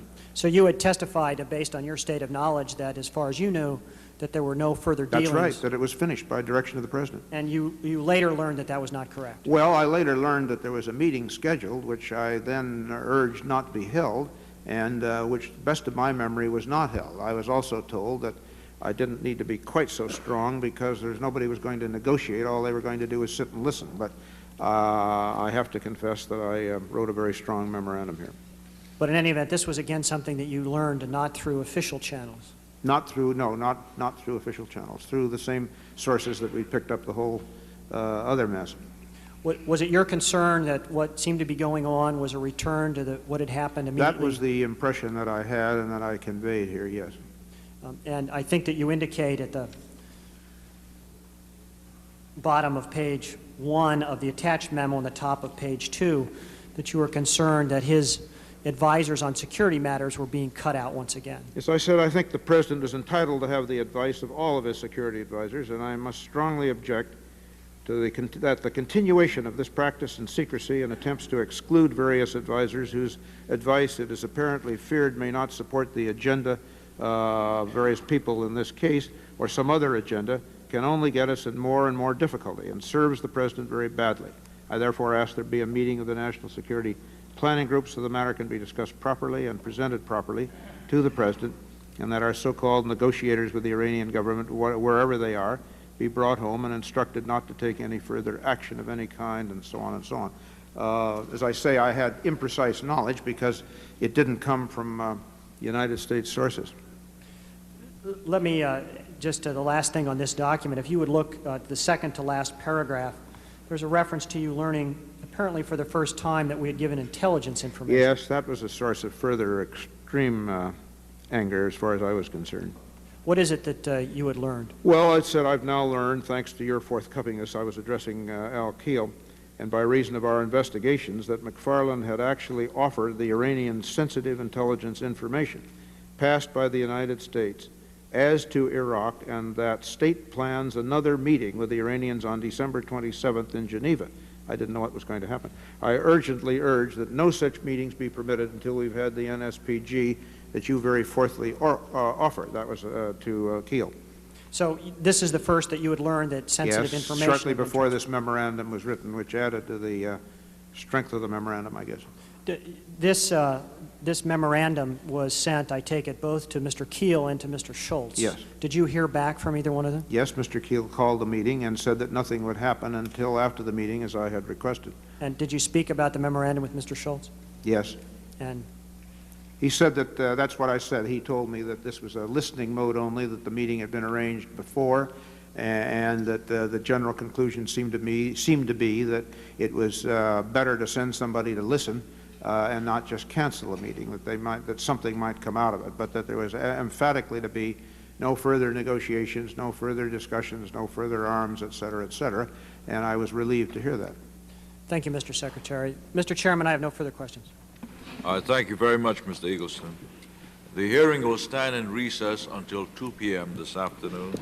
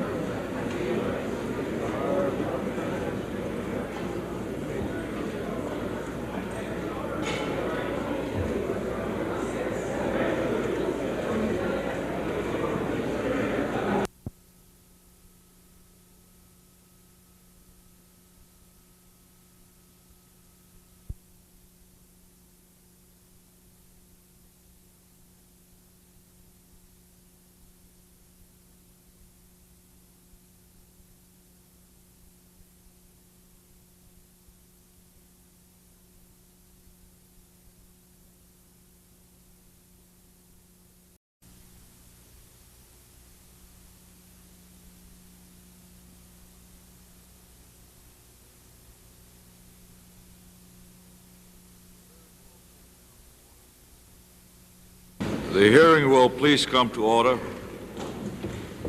I'm pleased to recognize the committee counsel, Mr. Gensman. Mr. Secretary, earlier you testified that you were not aware of the November 1985 hawk shipments from Israel to Iran at the time those occurred. Is that correct? Yes, that's correct. And earlier we discussed the fact that around the same time, Dr. Gaffney and some of his colleagues at the Defense Department were preparing some point papers regarding hawk missiles and tow missiles. To your knowledge, did Dr. Gaffney and his colleagues know that the 1985 hawk transfers had occurred at that time? I have no idea. I don't believe so, but I don't know. To your knowledge, did anyone at the Defense Department know at that time that these 1985 hawk transfers had occurred? I don't believe so. No one ever discussed it with me. Would it be fair to say that, to your knowledge, the people involved in these point papers were addressing the idea of prospective arms transfers rather than actual arms transfers that had occurred? I think they were discussing questions that had come over from the NSC that would involve possible arms transfers or even just theoretical questions that they would be asked to respond to for whatever purposes the staff over there might have wanted. So that the record is clear, is it fair to describe a tow missile as an anti-tank or anti-armored vehicle missile that's launched from the ground? Yes, it's a tubular optical wire-guided missile. And when we're talking about Hawk missiles, would it be fair to describe those as anti-aircraft missiles that are launched from the ground? Yes. Earlier, you testified that in January of 1986, Admiral Poindexter advised you that the President had, in fact, agreed that the TOW missile transfers should go forward. Is that correct? Yes. When you testified in your deposition before these committees, you indicated that this direction from the President was on a close hold basis. Can you Yes. describe for us what you mean by that? Well, that the smallest number of people should know about it, and the President was very concerned at all times about the safety of the hostages, primarily, knowing the rather volatile nature of the captors, and also was concerned that these contacts or people that they were dealing with in Iran, if they were in any sense friendly to the United States, might have their own lives endangered. So he was very anxious to keep the circle of people who knew about it very small. Would it be fair to say that the close hold nature of this series of transfers was one reason why Admiral Crowe was not advised of the transfers? Well, I think it possibly was that. There wasn't any particular role for anyone to play in this except just the people that were involved. I had received the order from the President, and the 2 or 3 people necessary to make the physical transfer to the CIA. Sir, you've testified that the Defense Department played its role in the Iran arms transfers by means of its transfer of arms from the Defense Department to the CIA under the Economy Act. Is that correct? Right, that's correct. And the Economy Act has its own pricing requirements. Isn't that true? That's right. We're supposed to get full market value for anything we turn over to another agency of the government. Were you at any time directed or asked to set the prices of the weapons in any particular way? No. To your knowledge, was anyone at the Department of Defense directed or asked to set the prices in any particular way? Not that I know of, no. Sir, are you familiar with the General Accounting Office's report on the Iran arms sales? Generally, I've seen summaries of it, yes. Let me discuss a few of the conclusions of that report. And this is March of 1987. The Comptroller General concluded DOD, Department of Defense, acted properly in treating the transfer of arms to the CIA as an interagency transfer governed by the Economy Act. Yes. I take it you join in that conclusion? Yes, that was one of the parts I was familiar with.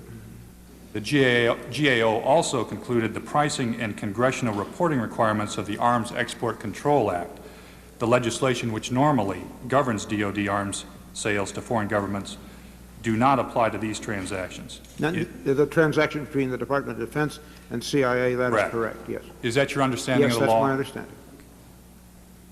And another GAO conclusion dealt with notification of Congress. It said, although DOD covert arms transfers may ordinarily be subject to congressional notification requirements, in this case the President's finding ensured that the responsibility for meeting any such requirements remained with him. Knowing what you now know about the finding, is that your understanding of? Well, that's apparently what was intended. As I say, I didn't see the finding until the fall of that year. Mr. Secretary, isn't it true that the Defense Department has a mechanism for review of sensitive transactions with other agencies such as the CIA? Well, in general, not necessarily with other agencies, but they have we have a mechanism designed to prevent some of the problems I uncovered very early in my tenure there in connection with intelligence activities. What are the purposes of this mechanism? Purposes are to ensure that when a request is made by someone in the department for assets or resources or other activities in the name of doing an intelligence job, that is indeed authorized, and that there is an audit of some of the funds that might be required or requested. We ran into a situation where people in intelligence agencies, units actually of the Army in this particular case, were drawing money from their units or from other portions of the Army on the idea that they needed them for intelligence activities. We found some serious problems with this. There are some convictions that were obtained. There are appeals from those convictions, I understand. And I put in a system after considerable discussion under which you couldn't just come in and say you were an intelligence operative and you needed some money or you needed an airplane or you needed a ship or whatever, and that you had to have a review of these particular types of requests within the Army and within the department. And that system is in effect now, and I think effectively corrects the problems we found in this earlier activity. Was this review mechanism used in the context of the Defense Department arms transfers to the CIA as part of the further transfers to Iran? No, it was not. It wasn't applicable to that kind of transaction. This was a transaction which the President of the United States had directed that we transfer arms to the CIA under the terms of the Economy Act. There was no similarity to that and the instances and the types of activities which gave rise to our use of the system I've just described. I take it one of the points you're making is that you wanted to make sure that the Defense Department leadership was not left out of such a transaction between the Defense Department and other agencies. Is that correct? You mean when we established the system? Correct. Well, we wanted to make sure that they were legitimate, authorized requests, that the funds were required, whatever funds were expended were audited, and that it was not left in the hands of one or two people who were going to spend the money to draw it and not have to account for it. That was the origin of that system. Did the Defense Department leadership have knowledge of these transfers of Hawk and TOW missiles from the Defense Department to the CIA? No, I think only a very few people in accordance with the directions we received. It was a very small, narrow circle of people who needed to know, and it was deliberately kept small because of the considerations the President continually emphasized, that it was necessary to make sure that very few people knew about it, so as to try our best to not do anything that would endanger further the lives of the hostages, or, as I say, these people with whom they were dealing in Iran. Is it true that one of the issues that this review mechanism addresses is the issue of readiness? Well, the issue of readiness is always present. I don't think there's anything special in the review mechanism that reaches that. What that is designed to do, as I said, was to make sure we didn't have any more of the instances which gave rise to the convictions and the prosecutions that were brought as a result of this discovery of these previous transactions. Can you describe? We're always concerned with readiness. Can you describe what you mean by the term readiness? Well, the ability of any portion of the armed forces to carry out any direction of the President in connection with his foreign policy, the ability to do missions that we might be ordered to do on short notice and sustain them. After the President had directed in January of 1986 that the TOW missile transfers should go forward, did you have any discussions with anyone regarding the readiness issue? Well, these papers that we talked about this morning that were designed to get us ready for the meeting in December and January touched on some of those points. I was advised that we had very large stocks of these old obsolete TOW missiles, that we had something in the neighborhood of, I think, 150,000 or something like that on hand, that we were using them in training because they were no longer either produced or recommended, and that we had two later models that we used, and so that there would not be any appreciable effect on our readiness. Is the TOW missile still being procured by the Defense Department? Not this TOW missile, no. We had an improved TOW, and then we've gone to the TOW 2. This missile has been obsolete and has not been produced for many years. Did anyone do any formal assessment of the impact of these weapons transfers on the Iran-Iraq war? I don't know entirely what you mean by formal assessment. The general state of the situation with respect to the Iran-Iraq war was known to many of us. We get pretty much daily briefings on that, as well as other matters. And we knew in a very general way what what the state was and roughly the balance of forces at that time and that sort of thing. From the time of these arms transfers to the present, has the Defense Department determined whether these arms transfers have had any impact on the Iran-Iraq war? I've never been advised that they had any impact on it, no. The Iran-Iraq war is a basically stalemated ground situation. The Iraqis have very complete air superiority, and we've never had any indications that the Hawk defenses of the Iranians have been particularly effective against the Iranian air, and there hasn't been any appreciable change in the ground situation for many months. One side will move forward and take a couple of hills or some high ground, and the other side will push them off, and it's gone back and forth like that. There's been very little change in the last couple of years. It's essentially a kind of a World War I situation. Has any study been done of any effect that these arms transfers may have on the United States in the event of Iranian-United States hostilities? Well, we understand what with respect to the tows, we don't have any plans for any kind of an armored attack against Iran, so that we hadn't considered that that has made any has changed in any way. The missile itself, as I said, is obsolete, and we have very good information as to ways to deal with it in the hands of other people, and those are part of our training exercises and all the rest. As far as the Hawks are concerned, it was not a Hawk missile or a Hawk missile system that was transferred. It was a large number of ground support parts for Hawks that had been given to Iran during the days of the Shah.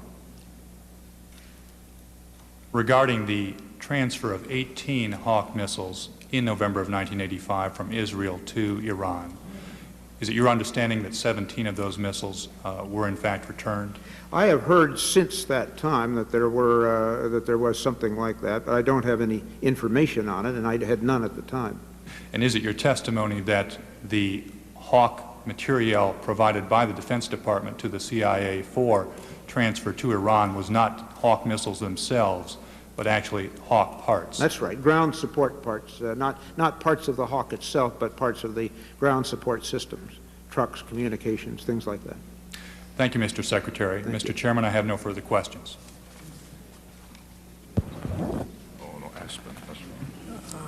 Mr. Aspen is recognized for 30 minutes. Thank you, Mr. Chairman. Mr. Secretary, let me just for a little bit go over a few of these issues, and then maybe I'll reserve some of my time. But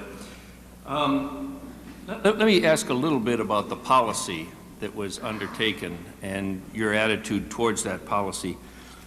I take it that you, based upon your reaction to that NSDD that was circulated, the draft that was circulated in 1985, that your opposition to this policy was opposition to the whole idea, not just to the opposition to the arms sales. Oh, yes. I thought it, first of all, was not possible to get a better relationship with Iran, with the Iranian government in its present hands. I didn't think there was anybody we could deal with that was not virulently anti-American, and I just didn't think it would work, and I was, as you say, against the whole policy. Now, this is different from what... I did add a word in my comment to the effect that it would be good if we could get a relationship with Iran as we used to have it under the Shah, and it would be desirable to try to do something like that, but we couldn't do it with this situation. But let me ask you why you drew that conclusion. I mean, I take it that the opposition of other people, in principle the Secretary of State, his view was that if we could get some, he was not opposed to new initiatives with the Iranian government. He said he opposed the idea of selling arms in order to further that initiative. And that seems to be the general reaction of most people, was that the idea itself was not a bad idea, but that the particulars of it, namely selling arms as part of that, was wrong. But you're saying you just flat out did not think that the idea of pursuing any kind of relationship with a moderate element in Iran, that was not a... I didn't think it was a good idea. I didn't think it was possible to do it. I did not think and do not think there's any moderate element in Iran that is still alive, and I think that it is not, was not a good idea in any sense of the term. I would like to have a relationship with a rational government in Iran of the kind we had when the Shah was there, because I think geographically and strategically that's a very useful thing. But I was, as you say, against the whole idea.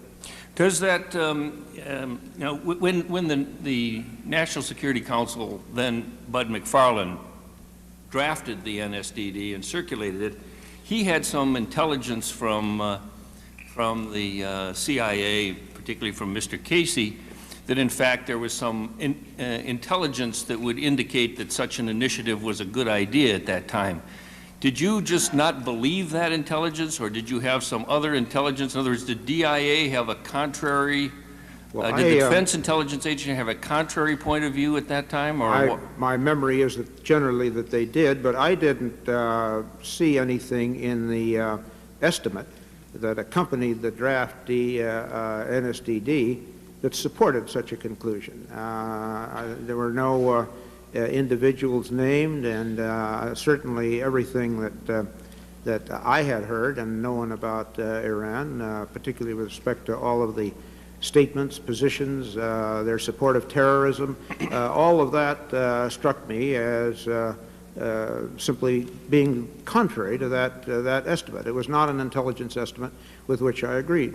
So you just flat out deny, I mean, there was a whole series of assumptions or intelligence estimates upon which this policy was based, either implicitly or explicitly, and let me just list them, and I guess you'd reject them all. One, that there was a moderate element in Iran that you could deal with. Let me list them all, Mr. Secretary. One, that there was a moderate element that you could deal with. Second, that somehow giving them weapons would strengthen them in some way, that this deal would somehow strengthen them. Third, that Iran, and in particular this moderate element, held some influence over the people who are holding our hostages in Lebanon, and that somehow that they would have the ability to get the hostages loose and get these people to abate on their terrorist activities.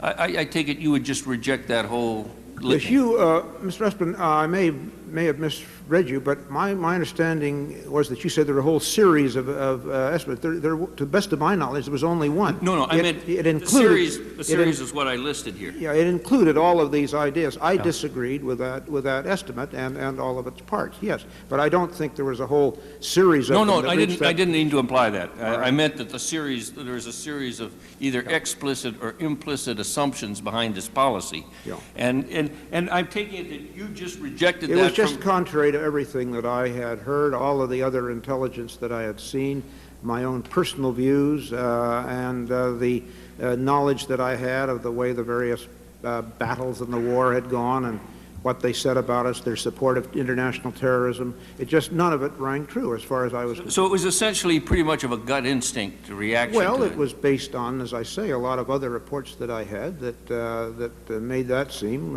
quite wrong. Let me ask you this question. Secretary Schultz indicated that he had a lot of distrust, I take it, I hope I'm not using too strong a word, of the CIA analysis at this time, because he thought that Director Casey was so heavily involved in policy that he began to suspect the intelligence, that he had become such an advocate of a policy that he began to suspect the objectivity of the analysis. Did you share that? No, actually I didn't. I have very high regard for the CIA and for their analysts and their analytical capability, and one of the reasons that I disagreed with this particular estimate was that it seemed to me quite at variance both with the daily briefings that I have from the CIA as well as from their special reports. It seemed to be completely at variance with those and in a minority of one, so to speak. This seemed to stand out as kind of outside of the mainstream of the kind of intelligence reports that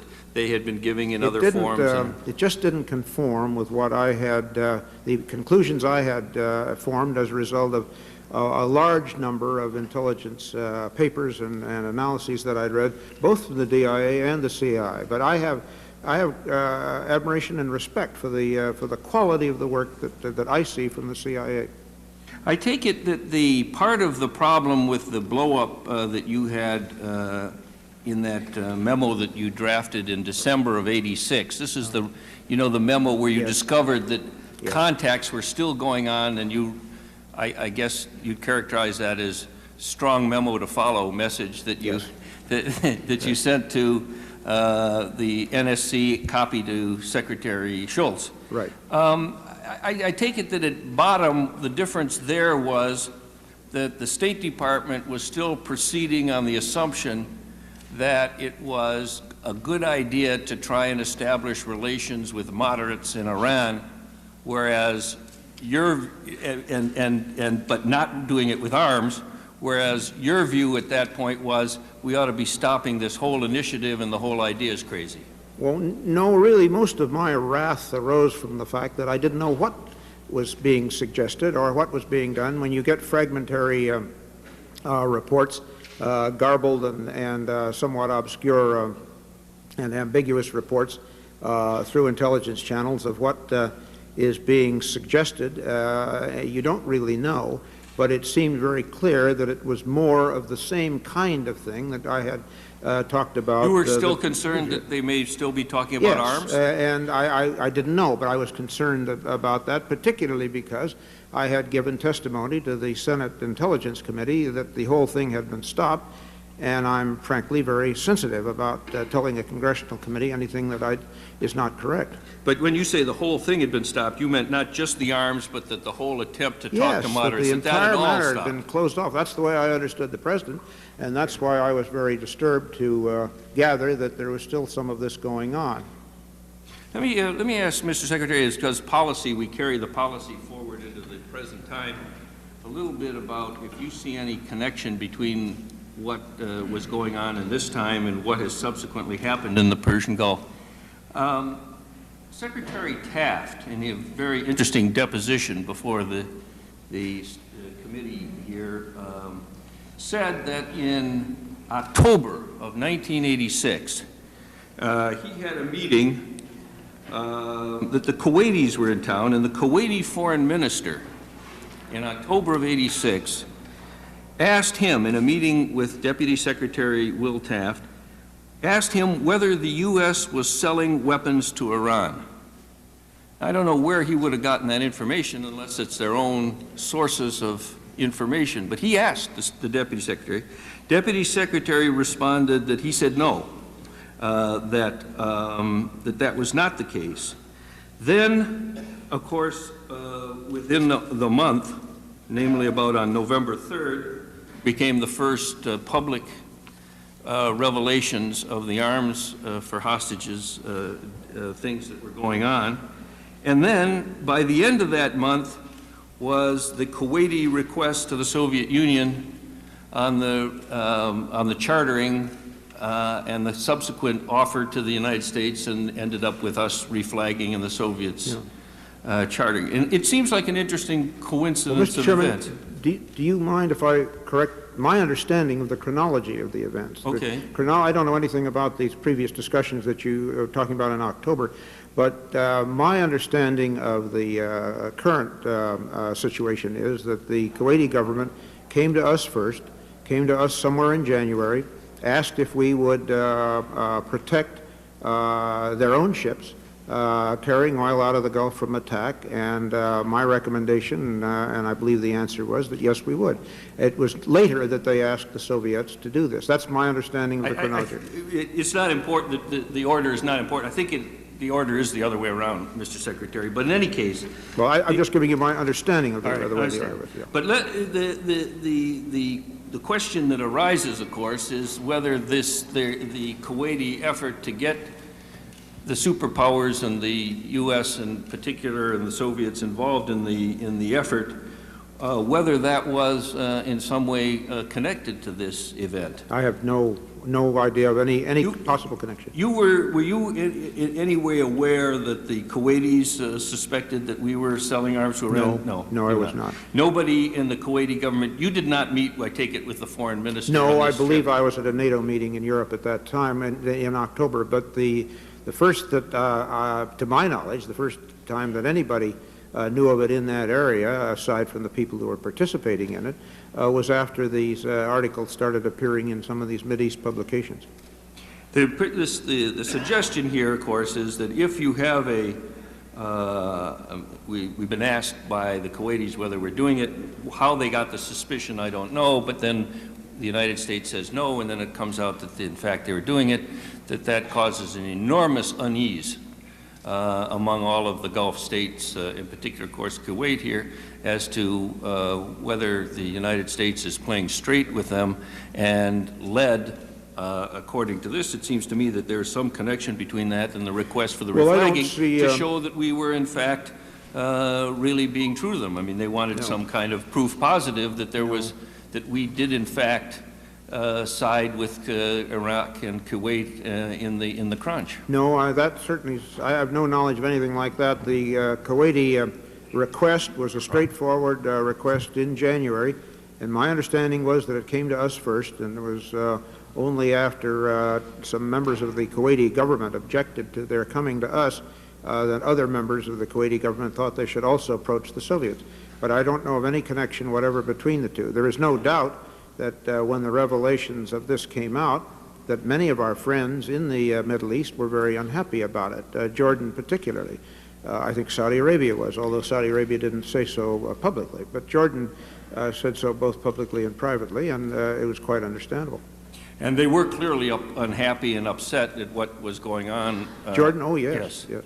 Let me ask you this. To what extent did this unhappiness and our concern with that then subsequently result in us saying yes to the Kuwaiti request for the reflagging? No connection whatever, Mr. You're Chairman. convinced that there was no connection? Well, I'm absolutely convinced that there was no connection because there was no connection made, and you'll forgive me for saying that I think that even the attempt to establish a connection is fairly tenuous because I don't see anything that would have been either accomplished or how it would be tied together.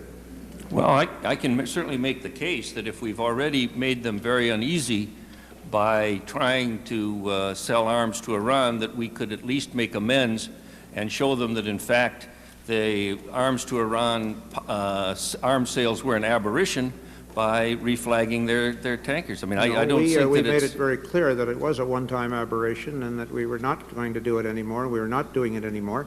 But that had nothing to do with the need of their ships for protection from Iranian attack.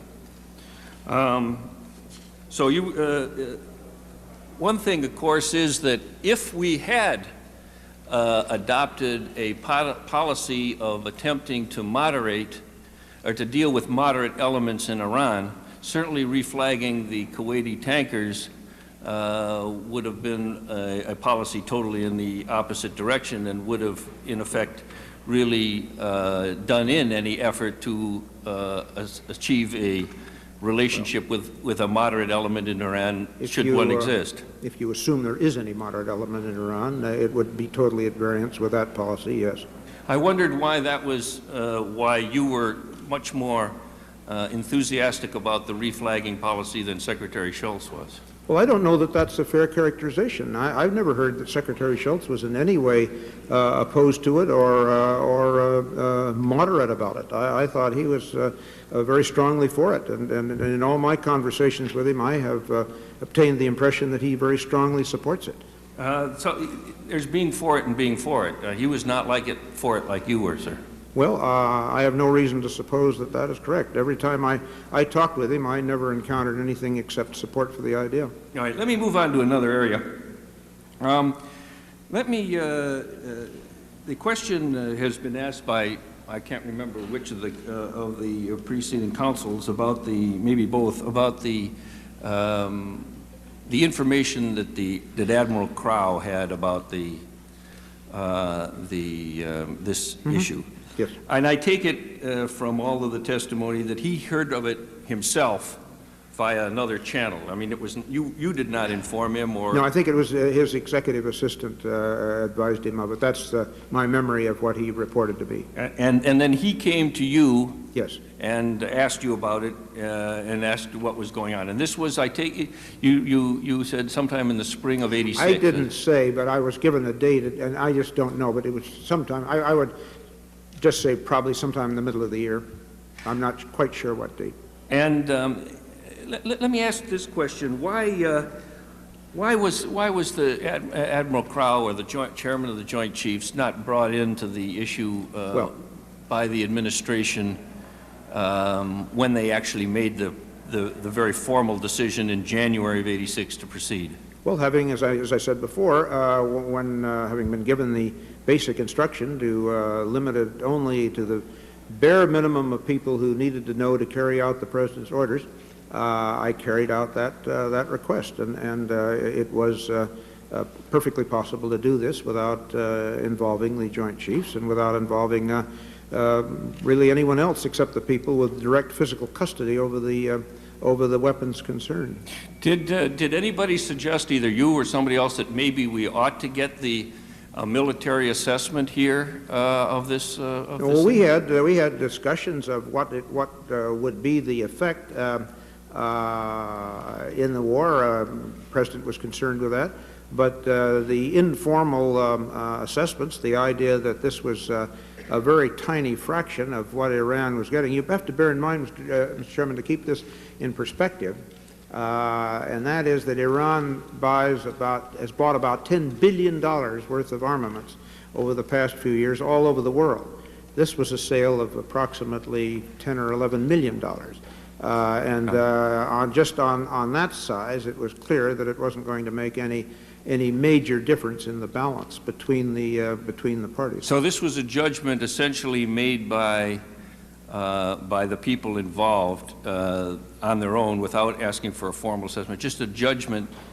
Well, again, it stemmed, I think, from this idea that the lives of the hostages and others could be endangered, that the idea was to keep the circle of people familiar with it to a very small circumference based upon the need to know to carry out the President's orders. And that was accomplished. Let me tell you three things that I think that you might have asked the military to judge on this thing, and I think that we've heard some questions having to do with them. But one would have been the effect of these sales on our readiness. Now, a small number, at times can mean that we would be without any. Let me just finish, if I could. We can then respond to all of them. But one would have been on the effect of the arms sales or the transfer of the arms to the CIA and then to Iran. The effect of all of that on our readiness, because at some points, especially when you're dealing with spare parts, you might not be aware that you would lose. You'd end up with a very critically low number of parts in some category. So that's something that might have been asked for an assessment. Second was the effect on the Iran-Iraq war. And third would have been the assessment of the effect on our ability to fight in Iran should we be called upon to fight against Iran. I mean, if we have to go in and attack Iran on some reason, would the fact that we had sold Hawks or Hawk parts to Iran have any impact on that balance? Now, those are three kinds of things that they might have, and I take it that there was no formal assessment of any of that. There was knowledge of most of the answers to this, Mr. Aspin. With respect to our own readiness, as I've said, I think we had somewhere in the neighborhood of 146,000 or 142,000 tows. 2,000 that were transferred was to be about 1.5% of our total stock of an obsolete weapon that we were no longer using and using only in training and in maneuvers. On the Iran-Iraq war, I think I've already covered that we thought it would have a very small effect in view of the correlation of forces with respect to tanks. As far as our ability to fight Iran, should we have to do that, we had, as I've said, and I can't go into more detail here, very considerable knowledge of ways to deal with anybody who had the tows.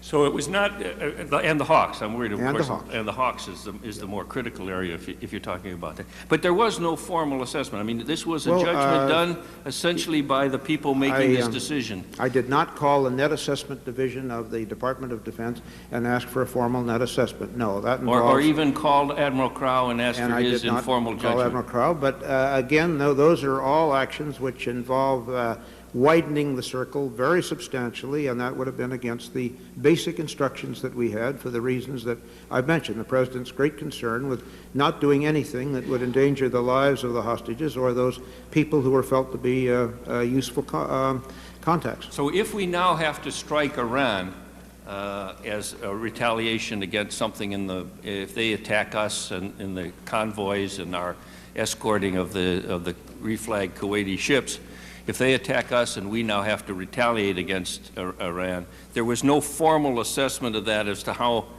what we did in the way of selling Hawks and Hawk parts to Iran, how that made our Navy's job more difficult, or our military's job more difficult to retaliate. That is an assumption that is not warranted by the facts, that it would be made more difficult. I've tried to go into as much detail as I can with you here in an open hearing, and I'll be glad to elaborate elsewhere. But the fact is that while there was no formal net assessment of the results of this, the actual effect of it were well known and would not, in my opinion, impede in any way our capabilities in the hypothetical situation you've outlined.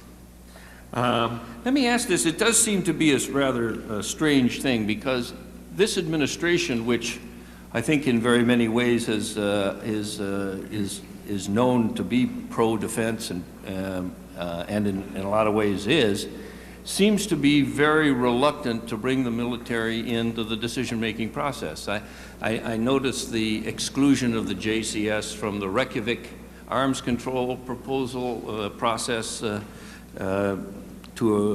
a large degree. I noticed that there was no bringing the military in on this decision. I find it rather curious.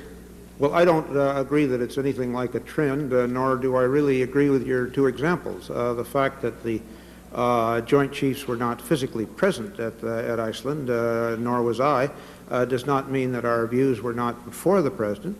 They've been before him on that with great persistence and with whatever persuasiveness could be mustered. He's had ample opportunity and has availed himself of it. As a result, you might have noticed the result at the result at Iceland was that there wasn't any That's Colorado, right, Mr. Secretary? I know, yes. There wasn't any yielding at Iceland on the Strategic Defense Initiative, and that was certainly one of our strongest recommendations, and the President is totally and fully in accord with that. So the fact that there wasn't a physical presence doesn't mean that there was any exclusion.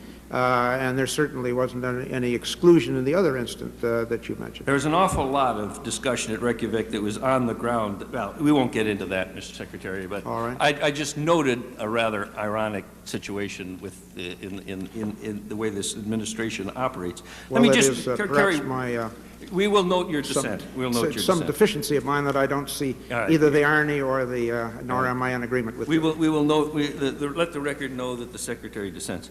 Let me ask one other area and then yield the floor here, Mr. Secretary. I think that there's a lot of discussion among the uniformed military now in the light of the Ollie North hearings and the John Poindexter hearings. And as you, as Secretary of Defense, I'd like to kind of ask your views on the judgment calls that Admiral Poindexter made and that Lieutenant Colonel North made in their jobs. I take it. Let me ask you straight out. Do you approve of Admiral Poindexter's withholding of information from his commander-in-chief? No, I've said many times I do not. And you would not want that message to go out that that was a proper way to proceed or to operate? Of course not. I've phrased that about as forcefully as I can. Let me ask you about Colonel North's conduct. Now, he didn't withhold information from his immediate superior, but he clearly was involved in wording replies to Congress that were something less than fully accurate, and he did destroy documents. And when he knew the investigation and the Attorney General was investigating his actions and others.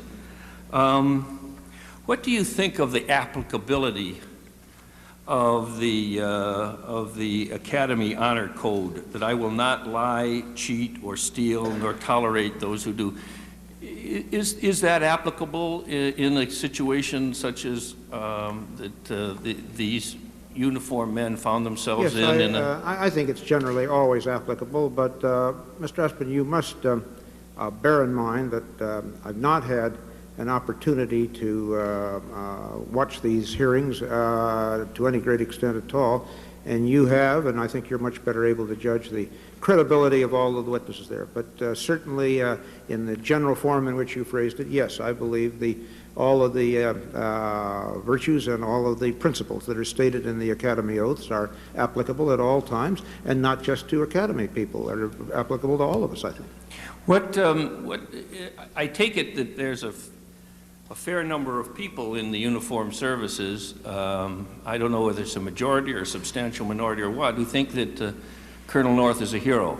What would you say to somebody who said that they thought Colonel North was a hero? Well, I have no estimate of how many people in the military. We have 2,150,000 people in the military, and I have not, nor do I have the slightest intention of taking any polls on what Colonel North's opinions are or what people's opinions of him are. What's your opinion of him, sir? I think he had an exemplary war record, and I don't offer any opinions on anything later, because I think you're in a far better position to judge that than I am. So you would not want to comment on whether you thought he was a hero, or? I think that his war record and the medals that he's won is self-evidence of great bravery and great distinction on the battlefield, and those are virtues that we prize highly in the military, and should. But I have no judgment to offer on anybody else. I think that's not my position, and I'm not trying to judge everybody else or say anything, characterize their activities. You've heard him for many days here, and I think that your judgment on him would be more expert than mine. I have not worked closely with him really at all, and I confine my remarks to his war record. Let me ask you this. There was an article in the paper that quoted, I think it was a Marine Lieutenant General, anyway, that said that, leaving aside his situational ethics, that he thought that Colonel North had behaved in a way that was the absolutely exemplary of a Marine. What's your comment on that? Well, I don't see how you can leave aside situational or other ethics. I'm not sure how you can either. Are you concerned, sir, that the result of Ali North's testimony and the kind of reaction that he got will set off a attitude in the military that things that like this are all right to do? Again, I'm talking now mainly about shading the truth and destroying documents. And if you are concerned about that, what do we do about that? Well, I'm not concerned about it. I have at most an implicit confidence in the people in the military. There are a few individual instances where sometimes that is disappointed and not fulfilled, but they're very few and far between. And I don't think that the military needs any further instruction on how to behave or in situational or other ethics. I think we're extraordinarily well served by those 2.1 million men and women, and I'm very proud to have anything to do with them. But you do not believe that, you do believe that that people should inform their commanders-in-chief, their superiors, of what they're doing, that they should, in fact, tell the truth and not shade the truth when they're talking to their commanders and to Congress or other forums, and that shredding of documents when an investigation going on is not the right thing to do? Yes, I believe all of those things.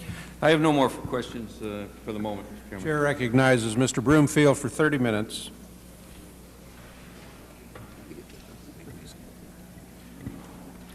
Mr. Secretary, welcome. Thank you, sir. We're all saddened by the tragic loss of life as a result of the helicopter crash yesterday in the Persian Gulf on the LaSalle. I know that this must be weighing very heavily on you today, and I just want you to know that as far as this member, and I'm sure I speak for all the members of this committee, we share that concern and the sympathy to the families. I appreciate that very deeply, sir. That's, any loss is always seems like a personal loss to me, and that certainly is one of them. I know that. Mr. Secretary, I remember very well last December when you appeared before the House Foreign Affairs Committee. Yes. And at that time you described your limited role in this matter of the Iranian arms sales, and you proceeded to tell us about your strenuous opposition at that time. These hearings have resulted in considerable factual detail, but they still have not, to my mind, greatly clarified the circumstances that led to the Iran-Contra affair. The entire problem may have arisen due to the President's great concern about the fate of the hostages and because of overzealous staff on the National Security Council, frustrated by leaks and congressional restrictions, decided to proceed in extraordinary secrecy. Not only was the leadership of Congress not notified, but even the senior officials of government were not informed, and that would even include the President of the United States. In these circumstances, the NSC staff, and without supervision, was in a position to link the arms sales to Iran to their secret activities in support of the Nicaraguan freedom fighters, and no one else apparently knew. The NSC role in assisting the Contras, the infighting, the mistrust, the suspicion among the executive agencies, and the personalities behind those battle royals probably all make good copy, but that isn't certainly the charter of these committees. Mr. Secretary, I feel probably the most important focus of these hearings is on the process of government. The real issues are the deficiencies which led to the Iran-Contra affair and how we can remedy them. Now, I have several questions I'd like to ask you. I'd like to get back to the TOW missile sales, because I understand that the missiles that were sold to Iran were provided by your agency, the Department of Defense, at prices considerably less than their true value. It's also my understanding that you've had the Inspector General, apparently they've reviewed this. Are you satisfied that any undercharging that occurred was purely inadvertent? Yes, I am. Our Inspector General and the General Accounting Office, I believe, both reached that conclusion, and I reached it as a result of an independent examination made later. That deficiency, or the actual price, is still at question. For example, we believe that we, as a result of all of these errors that were compounded when the Army computed the actual price, we believe that was $2.5 million, and we had billed the CIA for that additional amount. The General Accounting Office, I believe, thinks that it was $2.1 million.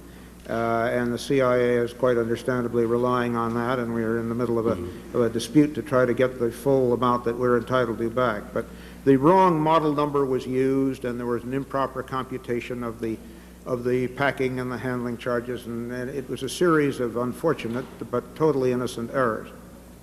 When the CIA sells arms covertly overseas, should the Department of Defense provide them at anything less than their full market value? Oh, no, and we do not. During the unfolding of the Iran initiative, you've had an opportunity to try to influence this policy. I guess you've had this question put to you an awful lot of times, but I wonder if you believe you went far enough in attempting to try to change the policy of our government. Yes, sir, I do. I can't think of anything else that might have been done that would have been in any way effective. As we lawyers say, you run out of appeals after a time. There are no more tribunals left to appeal to. And I made these appeals many times and did the equivalent of moving for new trials and all that sort of thing. But unfortunately, there was no change in the basic decision because of the conviction that this was offered a degree of hope, both for hostages and for a better relationship. And I was not able to be persuasive enough, and I'm sorry that I wasn't, that was not possible. I understand that we had Secretary Schultz here a few days ago, and he was telling us that your opposition was really strong. Well, it was as strong as I can make it, and I've been told I can be extremely unpleasant.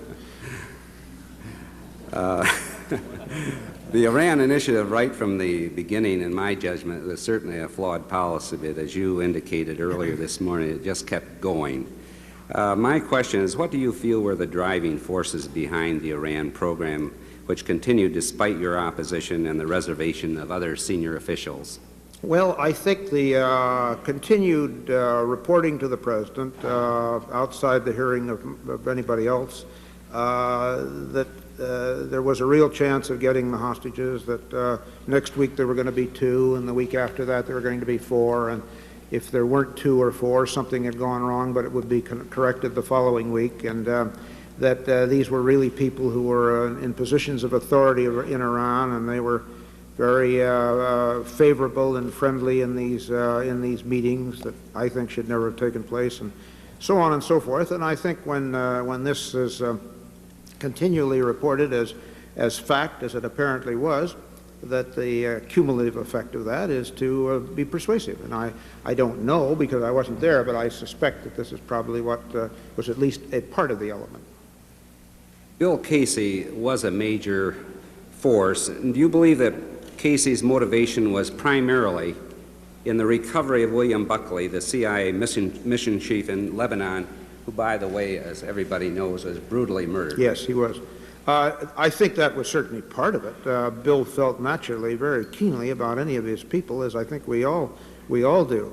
But I think he also felt, as he said many times, that he was sincerely convinced that there was an opportunity for a genuine intelligence gain here, and that this would be a very useful additional source and provision of materials that would be very helpful to us. I think that was one of his motives. But certainly the attempting to get Mr. Buckley back was, I'm sure, loomed large in his mind. Yes, he's a very compassionate man, as the President.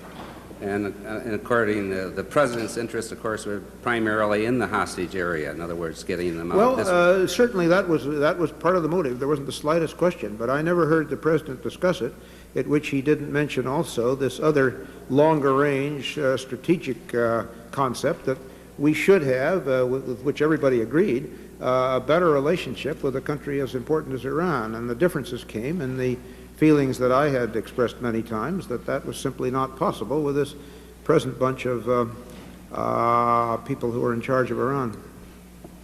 Could the Iran initiative possibly be justified, as Admiral Poindexter pointed out and others have argued, as a strategic opening to Iran? I don't think so, for the reasons I've mentioned many times. You just in other words, you don't believe that there's any modern element there? I do not. Either before, now, or... That's right. That's been my feeling from the beginning, and all of the people that they relied on are people who, when the slightest provocation is given, or without any provocation, will pour out just streams of anti-American vituperation and anti-Western hostility, and I think that represents their true feelings. They do it in the name of religion, but there have been an awful lot of atrocities committed in the name of religion, and they're committing more of them every day. As Secretary of Defense, you are the highest civilian official under the President in command of our U.S. military forces. The National Security Staff also assists the President in planning of military operations. And we know, for an example, that Admiral Poindexter and Lieutenant Colonel North, they played a very major role of successful counter-terrorist and other operations. My question, Mr. Secretary, is the planning process for military operation now functioning smoothly? Yes, I think it is functioning smoothly, and I don't think the National Security Council generally does or should plan or carry out operations. But it's functioning very smoothly now, because we have one of the finest men in government with whom I've worked, Mr. Carlucci, and one of the finest men in uniform with whom I worked, General Powell, who are now in charge of the NSC, and they're operating it, in my opinion, precisely the way it should be. They're giving advice to the President there that's based on the assembling of opinions from all people in the government concerned with these matters. They don't have their own agenda. They're not trying to keep things from the President that disagrees with that agenda. And it's an exemplary operation, and I think very helpful to the President, certainly very helpful to me. The idea of bringing together what are bound to be differing views is a difficult but vital art. And Mr. Carlucci is doing it with General Powell, as they've done it in everything else that I've ever been associated with them, in a superlative fashion. So I think what we have now is exactly what we should have. What we had before is exactly what we should not have.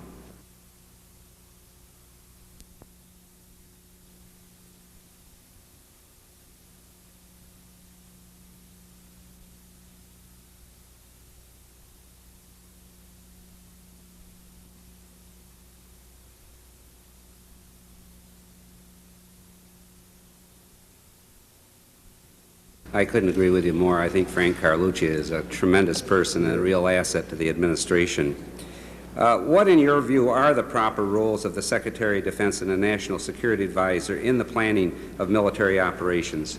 Well, the planning of military operations, I think, necessarily has to be confined to the military, but the Security Advisor and the Security Council have a major role to play in serving as liaison to the President and in relaying his views and in relaying the objectives that he has in mind and in general consultation. And as I say, what we have now is what I think is exactly what we should have. That is a daily or frequently more than daily consultation, discussions of the various options, discussions with me of points of view that other people are taking that differ from mine, what the President has indicated he feels are the proper paths to take. And we share, of course, with the Security Council the detailed results of our planning and where we think particular operations will take us and what will be involved, the forces involved, the possible results, possible risks. All of this is going on now in a full, fair, frank, open interchange. And that's what you need. What was wrong before was a deliberate attempt to prevent information of that kind reaching the President on this theory that I mentioned in that one rather strong memorandum I have here, because on the theory that what is presented maybe the President shouldn't hear because it will not agree with the agenda that the Security Council or others have, and that does not serve the President well, in my opinion. Now, I wonder, Mr. Secretary, if you'd explain the changes that have already taken place, because I think it's important to let everyone know that since the Iran initiative, the President has made a drastic change in the operation of the National Security Council, and I wonder if you'd explain it. And well, for one thing, I know that the memorandums that I prepare stating my views frequently are requested by the Security Council advisor, the Security Advisor. They're always transmitted to the President. The President, in the meetings that I've attended with him, and there are a great many, sometimes 2 or 3 a day, sometimes 4 or 5 a week, in those meetings he has obviously read these papers, he's read other papers setting out other viewpoints. I am aware of the other viewpoints that are presented.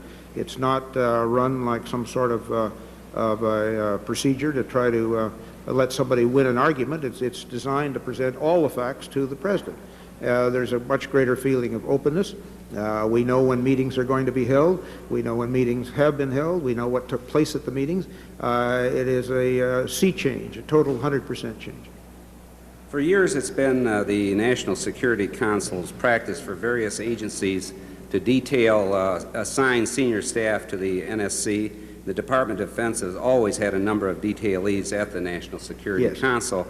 Do you think there is anything inappropriate about having duty military personnel serving at the National Security Council? No, not really. I don't think that it should be judged on whether a person is in uniform or not. I think it ought to be judged on their merits. We have some extraordinarily skilled and able people in the military, and I see no reason why the President shouldn't have direct access to those people. There's some extraordinary skilled and able civilians, and he should have access to them. I don't think the rule ought to be that if you're in a uniform, you shouldn't be at the White House or vice versa. I'd say it's time to move forward and remedy the causes of the Iran-Contra affair. To a great extent, it was the fear of leaks which led to the excessive secrecy within the national Yes. security. I believe everybody would agree that. Has the dangers of leaks from Congress prevented special military operations from being carried out in your judgment? Well, I don't think in general terms. There is nobody that's immune, I'm afraid, in Washington from leaking. I don't think Congress is immune from it. I don't think the executive branch is immune from it. I know the Department of Defense, unfortunately, is not immune from it, nor the other departments of government. I think it's basically not a very good way to do business, because I think certainly where military operations are concerned, I think it's absolutely vital to maintain the operational security of these activities. And inevitably, in the course of doing it, for example, if operational plans require that a carrier sail from Norfolk, a very large number of people are going to know about that. This does not mean that because they know about it, it has to be printed. What we are hoping for always is not to try to suppress the information, but to try to get a greater sense of responsibility among people who do know that it isn't a right to know operational activities that are about to take place. You're talking really about the KGB's right to know, and I think that should be extraordinarily limited. But we do have a lot of people who, if they get information, feel that they have to tell it immediately, and others who feel that when they get it, they have to print it immediately. And I just wish we could have a little more sense of the responsibility and of the perils that this sometimes causes. Now, this is operational security I'm talking about. There are a lot of stories that come out that may be just embarrassing or unpleasant, and I don't think there should be any restraint or block on those unless in one way or another they do damage to the security of the country. As you know, there's been a great deal of discussion in the past few months about a joint intelligence committee. Yes. I think that concept probably is a good first step to reduce the number of people having access to sensitive information. But if Congress is going to require absolute notification, and that probably is coming as a result of what's happened here on the Iran-Contra affair, within a reasonable time, I don't know what that's going to be yet, of all covert activities, I want to ask you this question. Do you think the President should have the option on super-sensitive issues to notify only the 4 top congressional leaders, and that would be the leaders of the House and Senate? Just 4. I think there are extraordinary circumstances where that might be necessary. I have in mind, for example, the invasion of Grenada, when a decision was made on, I believe, a Sunday night. We had to go in Tuesday morning at dawn, and the President notified 3 or 4 or 5 of the congressional leadership that Sunday night. I think that operation did not leak out, and I am very glad, for the sake of the men and women who took part in it, that it did not. I think there's some activities that a limited notification of the kinds you described would be quite justified. Some have stated that conducting military activities through the CIA is like playing a ball game with your second string. Our real experts in military activities, either overt or clandestine, are at the Department of Defense. Should Congress develop legislation to allow our military expert to participate in properly authorized covert activities without, and I want to emphasize, the War Powers Act? Well, that is a very basic, broad policy question, Mr. Broomfield. My own feeling is that there are some activities of the government which the Department of Defense is well capable of carrying out under obviously strict and complete civilian supervision. Again, I think that my worry here is that any kind of blanket, rigid rule is not apt to serve the government as well as a degree of flexibility, recognizing that nevertheless it's a very delicate, sensitive area. I would not favor personally anything which said that the Department of Defense never should participate in these affairs, nor would I favor a rule that the Department of Defense always has to participate. I think that what you want to try to do is assemble the most effective resources that you have, the best people that you have, and there are many activities that need to be held very closely in view of the operational security or safety of the lives. In Grenada, we had about 1,000 American students, and their lives were very definitely at risk. So all of these are factors you have to take into consideration And I don't think there's any blanket rule that, that I could dream up that's applicable to every situation. Do you believe that unconventional warfare is one of the most serious new threats facing the United States? And as a nation, do we need to explore new methods to counter the unconventional threat? Well, I think unconventional war is a major threat. I think we are developing and have developed a very considerable capability to deal with that. There are many who feel we need to do more, and I'm usually one of the ones that think we need to do more of most everything in view of the threats that we have. But I think we are developing both weapons and some superbly trained people to deal with this very real and growing threat. Mr. Secretary, the Iranian arms sales were handled outside of the normal channels. As such, some of the usual reviews of the program were bypassed. You have testified in your deposition, and you've also mentioned it again today, that no real assessment was done to the effect of the transfer of the arms to Iran. In view of the importance of the military developments in the Gulf, don't you think that it was necessary to have a thorough assessment of the effects of providing the arms to Iran? Well, Mr. Broomfield, I keep going back and asking myself whether or not it would have, what would have been accomplished by it. The assessment would have shown that 1.4% of our stocks would go over, that it would have basically not in any sense a significant effect on the capabilities of Iran or the ability of Iraq to defend. We could have had that stated in formal language as a result of several dozen people looking at it for a long time. But those basic arguments involving all of those matters were presented, and this was a matter that had already been decided.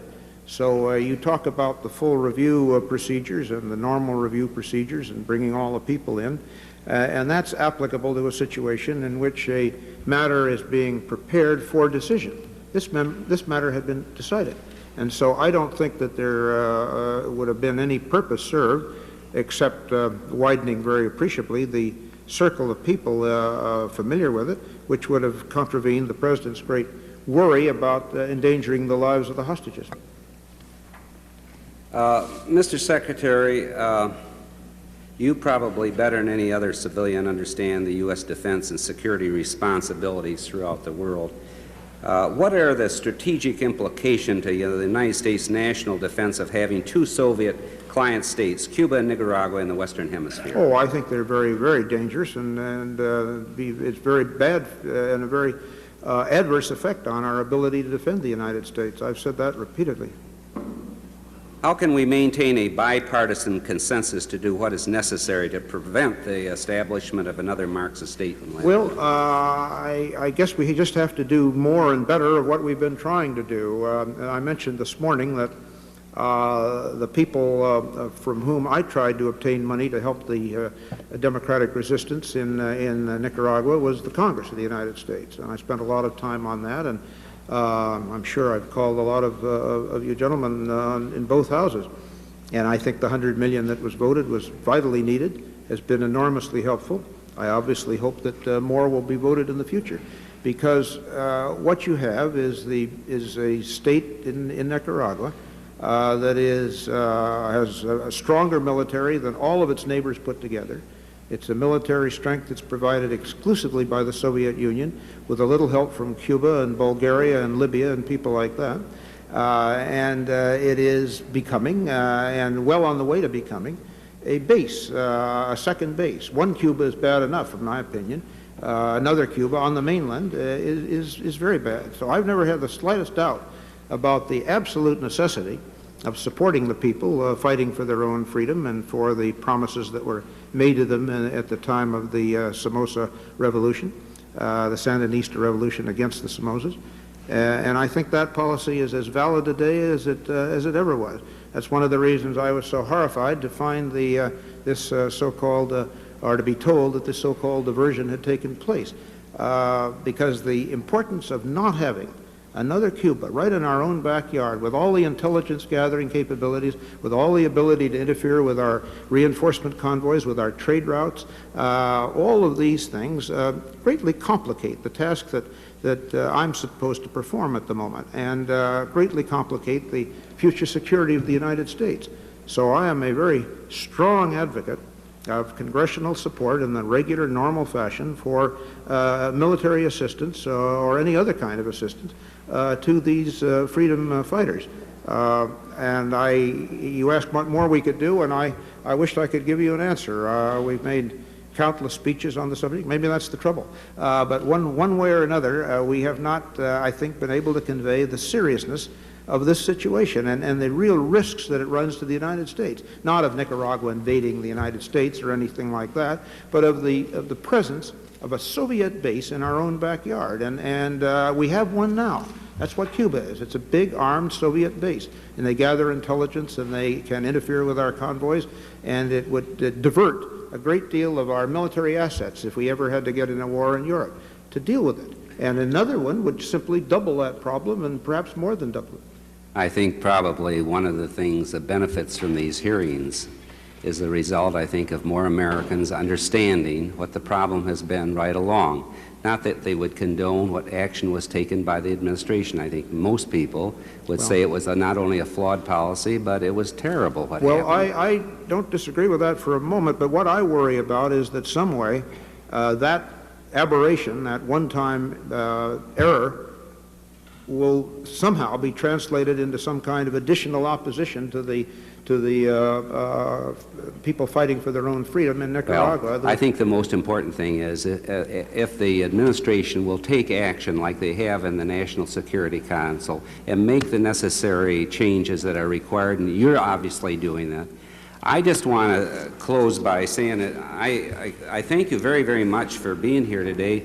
You have so many things that you have to be watching constantly. I just want you to know that I think you're doing a terrific job, and I know it's shared by many members of Congress, and wish you well. And Mr. Chairman, I would like to request the balance of my time be reserved. Yes, right. Thank you very much for yielding. That's very nice. I thank you very much for yielding, and I would just like to make a friendly proposal to the distinguished chairman of the Armed Services Committee, Les Aspin, a committee of which I serve, and if he will pay for a poll to find out what Oliver North's opinion is in the military personnel, I'll pay for a poll to find out what our committee's representation or our committee's reputation is among military personnel as well. I would respond to the gentleman. I'm not sure that that's relevant. That what I was interested in is not the opinion of the military, but the opinion of the secretaries. I already know what the secretary thinks of the members of the Armed Services Committee. I was asking him what he thought about Ollie North. I hope you know that I have a high opinion of the members of the committee. Let the record show that the Secretary of Defense has a high opinion of the members of the committee. Broomfield has 2 minutes remaining. Senator Sarbanes is recognized for 30 minutes.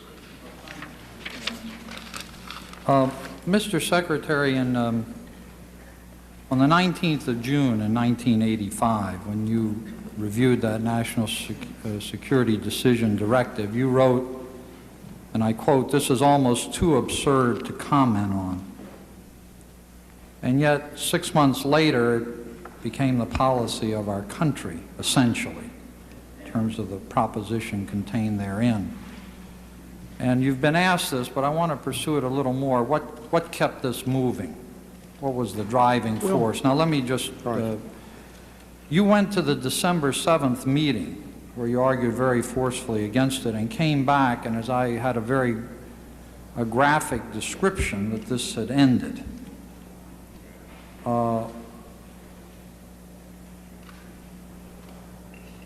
On the 7th, you came back to another meeting, the 7th of January, a month later. Actually, the President the day before had signed a finding. Chief of Staff Regan thought it was probably a mistake, that it was really a draft finding, but in any event, the President had signed the finding to move ahead with sending the arms. So when you went into the meeting on the 7th, the President had already done that the day before. did you have a sense at the outset of that meeting that the decision had already been made, that you in effect were in a stacked meeting? I don't think at the outset, Senator, but as the meeting progressed and as the points that I made were seemed quite clearly not to be having any effect, and then from time to time were refuted or different viewpoints were expressed, I got the impression, as I mentioned, that at the end of that meeting that the President had decided the other way. Now, in questioning of Admiral Poindexter before this committee, he was asked, it was pointed out to him that Secretary Shultz and Secretary Weinberger expressed very strong opposition to this Iranian initiative. I'm curious if on that occasion or at any other time to your knowledge, if Secretary Shultz or Secretary Weinberger offered to the President any alternatives for getting the release of our hostages, alternatives to this Iranian initiative, describing the initiative that was embarked upon. Did they offer any alternatives to the President about how we might do it, and other than this Iranian play that you were engaged in? And Admiral Poindexter responded, they did not. And it was then asked at any time after that, did they? And Admiral Poindexter says, no, nor to my recollection any time before that. I just don't think that their staffs had this as a high priority item on which they were working and coming up with options. The fact is they did not come up with any initiatives. Now, recognizing security concerns, I'd like you to, within that constraint, address this assertion that you did not offer any alternatives with respect to the hostage issue. I have to say, Senator, that I think virtually all of those statements that you've quoted are wrong. Alternatives were discussed. My staff and the Defense Department regarded this as a very high priority and had alternatives, and those alternatives were presented. I'm not able to go into them in open session, but I have discussed them in a closed portion of the deposition, and for you personally, or however you would want to do it in closed session, I'd be glad to develop them further.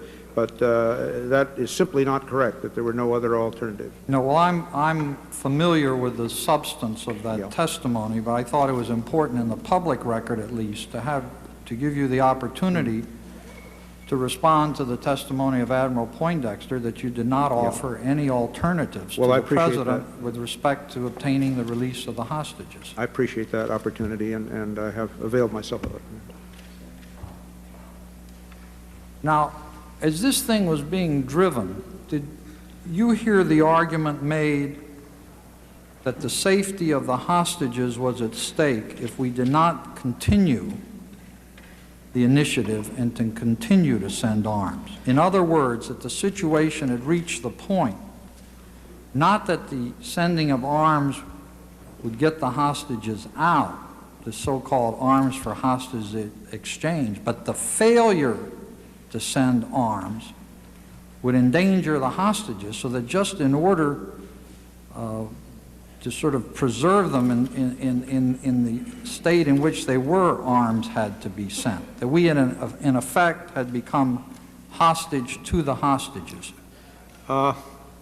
Yes, I believe there were points made like that. There were a lot of arguments back and forth, and the point was continually made that we were on the verge of success, a point which I disputed all the time because it never, to my knowledge, had actually happened. I never connected the release or two that took place with any of the activity that I disapproved of so strongly. But I think that the point was probably made that, I think it was more in the context, Senator, that we've had additional talks, and if we can just give them a few more toes, and if we can just do a few more things, and if we send over people that they're convinced are bona fide representatives of the United States, then we will get the people out, and these will be people we can deal with later, and we have to keep doing this. I think it was more in that context, but it is quite conceivable that at some point someone may have mentioned the point, as you very eloquently phrase it, that we'd become hostages to the hostages.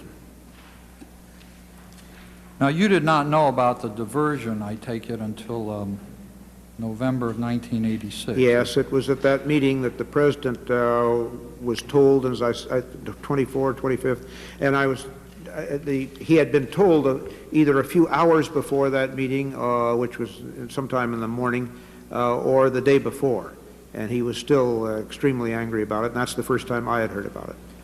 Looking back on what happened in early 1986, do you have any reason to think that one of the driving forces behind embarking on the arms sales to Iran would have been to earn the residuals in order to establish a fund that could have been diverted to Nicaragua or in fact used elsewhere? No, there wasn't ever any slight suggestion of anything of that kind. There was never any discussion in my presence of price. The only discussion there was ever of that was when I instructed General Powell that he was to have the Army get full value from the CIA, and I never heard of any negotiations between the two agencies.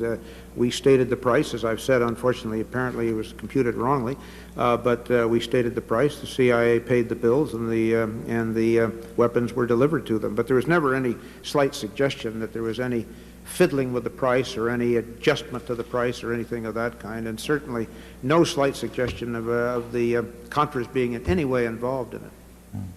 Now, you said in response to Congressman Broomfield that the President was hearing for a month the same refrain, and you think that shifted his attitude. From whom was he hearing it? Well, the security advisor was in several times a day, and any other information that the security advisor wished to bring to his attention was there.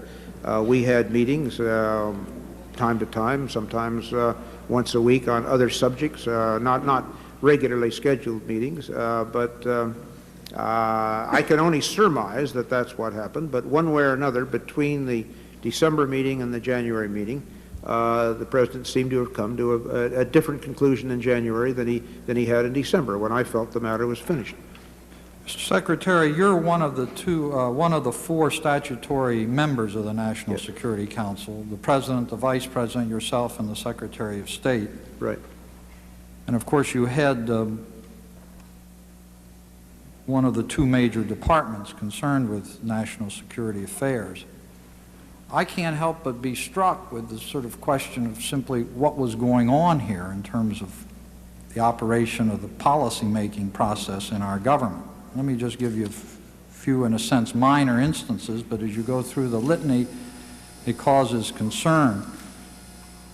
In the fall of 1985, you apparently found out about the U.S.-Iran talks that were going on through intelligence reports from a unit in your own department, and yet when you inquired about it, you were told by them that you were not supposed to know about it. That's correct. The White House had issued instructions to them that we were not to be on the distribution list, and as I mentioned, I took very strong umbrage at that. Now, you were pursuing Operation Staunch, and in effect representing to foreign countries, leaders of foreign countries, that they should not be sending arms to Iran at a time when the United States, well, I gather both before January, when we moved to do it directly, previously doing it indirectly, and in both instances you were in this position of pressing a position on foreign leaders when our own country was taking diametrically the opposite position. I'm acutely aware of that, Senator. I did not know of it, as I say, until the January decision of the President that it had taken place before, but I am acutely aware that that was indeed the case. You said that in the memo that you sent at the end of 1986 about the talks that were going to continue with the Iranians. Yes. You said you had imprecise knowledge about it because your information had not come from U.S. sources. That's correct. So you were in the position as the Secretary of Defense of obtaining information about an American initiative from foreign sources. Is that correct? From intelligence sources. Interrupt. The Senate is now in the process of recording a vote, and Mr. Secretary, that's why senators are walking out. When McFarland made his trip to Tehran in late May of 1986, you said you did not know about that ahead of time. Is that correct? That's correct, yeah. But you subsequently picked up information about it from non-U.S. sources. Well, information to the effect that there were meetings going on with high U.S. representatives, and when inquiries were made, why we ultimately learned who it was. Are you familiar with the prof notes between North and Poindexter that appear in the Tower report? When North suggested to Poindexter before departing for Tehran with McFarland that he and Poindexter have a quiet meeting with the President and McFarland without papers, and that Poindexter might want to include the Secretaries of State and Defense and the Director of Central Intelligence. Poindexter responded negatively. I don't want a meeting with Ronald Reagan, Schultz, and Weinberger. I became aware of it when I read it in that report. Well, Mr. Secretary, what was going on? Well, I mean, what is your perception of what was occurring? I mean, you're the Secretary of Defense, you're a statutory member of the National Security Council, you're charged with major responsibilities, and in fact, in the command and control function in the case of conflict, have a very unique and special responsibility that's been correct. entrusted to you. And yet here we are with, you're obtaining information about what your own government is doing from foreign sources. The National Security Advisor, in effect, is saying, no, we don't want the Secretary of State and Defense to consult with the President. What is your perception of what was taking place in our government? Senator, what was taking place, I believe, is what I've tried to describe earlier, and which I strongly disapprove of. And I think that people with their own agenda, who thought that this opening was a good thing, who knew that I opposed it, and George Shultz opposed it, did not want the President to hear these arguments after the decision had been made, or perhaps indeed even to the extent that they were made before. I don't know. But I think that was basically the problem. And I think that people with their own agenda, as I've said, in the Security Council were doing everything they can, and maybe their motives were good, I don't know, but they were doing everything they could to put this agenda into effect. And one of the ways they tried to do that was to keep away from the President views that they suspected, quite correctly most of the time, might differ from theirs. And I think it was a very bad procedure. I think it has been completely corrected now, because we have totally different kinds of people who have a totally different approach. And I'm not trying to lay blame or anything. I'm trying candidly to express to you how I think this situation came about. Well, leaving aside whether their intentions were well-meaning or not, is it not your view that it's an inexcusable and deplorable way to conduct the policy-making process of the government? Yes. Mr. Chairman, I reserve the balance of my time.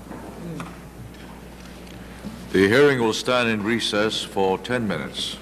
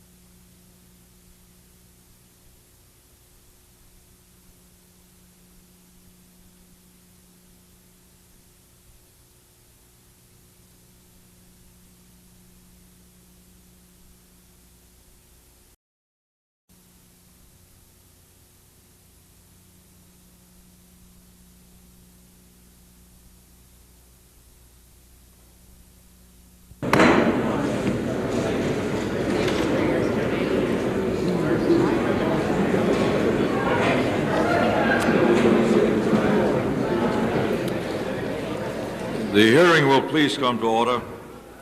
Without objection, the following exhibits will be entered into the record.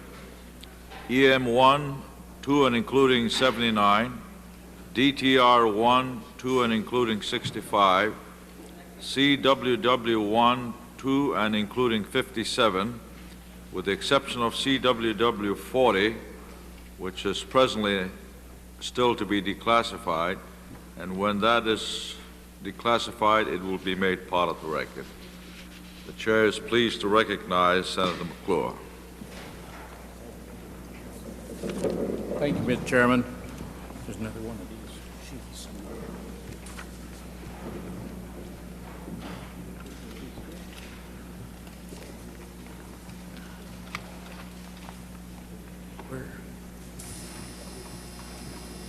Chairman, oh, there it is. Lost one of my note sheets while I was gone to vote. Mr. Secretary, there's an area that's been referred to twice, once this morning and again just a few minutes ago when Senator Sarbanes asked you a question about being cut out of an intelligence report. As I recall your testimony, both you and Secretary Schultz had been taken off the distribution list. Well, I don't know what the extent of the so-called initial permitted distribution was, but the information that was given to us when we first inquired about it was that I was not supposed to be on the distribution list, that this was a mistake. Don't you think it was a mistake that you were taken off? Yes. That's a point I made with increasing clarity as the time went on. Well, and I know, and I don't want to go into it too far, but I think it's almost incomprehensible that that could happen. Well, it did not happen for very long, but there was an attempt to have it happen, yes. And did you inquire as to how it happened? Well, I was told how it happened, and I made very strong objections to it. Well, I won't ask you who told you, but you were told by someone that they had received instructions to take you off the distribution list? Well, not to distribute those messages to me. That's all right. To put it, and who issued that instruction? It was supposed to have come from the White House. And who in the White House? Well, I assumed from the National Security Council, but I made it very clear to the defense agency involved that they took their instructions from us, and they certainly, under no circumstances ever, were to accept an instruction that we were not to be on the distribution list for any of this important intelligence material. Mr. Secretary, some people have said you're a tough administrator. My own reaction is, had that happened with somebody under my line of authority and they'd done that to me, they'd have been looking for their head. Well, there's some very good people running that agency, and we wanted to take advantage of their continued expertise, and I am confident that it will not happen again. Well, I think there are other competent people. You know, I can understand why you might like to keep competent people around, but I find it just absolutely appalling that somebody from the National Security Council can issue an instruction to somebody in the Department of Defense that says you're not to see the product of their work. Well, I made that same point to them, and as I say, I'm confident it will never happen again. Senator, you know that there is a certain mystique that goes with somebody receiving a call from the White House that says to do such and such, and there has been a tendency to accept that, but I think that I'm confident it will never happen again. Well, I'm confident it won't either, but I'm amazed that it could happen once. I was extremely disappointed. There's been several references to the note that you wrote, which appears in Exhibit 4, in which you said the plan is absurd. It makes two assumptions that you found to be false. One, that Iran is about to fall, and the second is we could deal with the leadership in Iran. In a rational, as if it were a rational government. Yes. That's right. And then you followed that informal note up with a formal memorandum. Yes. And yet your formal memorandum doesn't make either of those points. Can you tell me why? I think it does, yes. I think that it makes the point that that there wasn't any way we could deal with them on a rational basis, and that the idea of sending any arms as part of any attempt to get them should be totally and completely resisted. I've got the exact phraseology here, but I think it made the point as clearly as I could, Senator. Well, I've read that memorandum very carefully, and it doesn't make the point that doesn't even make any reference at all in your formal memorandum as to whether or not Iran is about to fall. Well, I think I haven't found it yet, but I did not feel there was any validity to that point. What I did feel was that it was essential to not, under any circumstances, transmit any arms to them. I said that. Let me see. I've got it right here. I think. Glasses here. 20. Under no circumstances, however, should we now ease our restriction on sales to Iran. Attempting to cut off arms while remaining neutral on sales to either belligerent is one of the few ways we have to protect our longer-range interests. And a number of other points through here.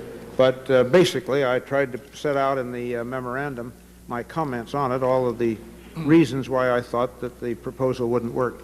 Well, the note at page 4, in fairness, was not your note. It was written by General Powell. Yes. But I would judge from the nature of the note, you had made two primary points very strongly. Yes. And then when your own written memorandum carried that forward, it didn't make either of the points nearly as strongly as you had, as it appeared in General Powell's note. I thought I tried to make it clear that we couldn't deal with Iran on any kind of rational basis in the memorandum.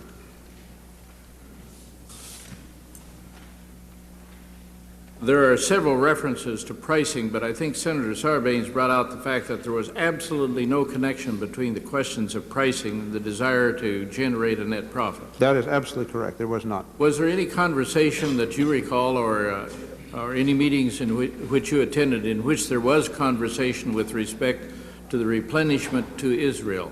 No, I don't recall that aspect of the transaction. Was there any discussion about what the Israelis would want in terms of I'm sorry, that is until much later.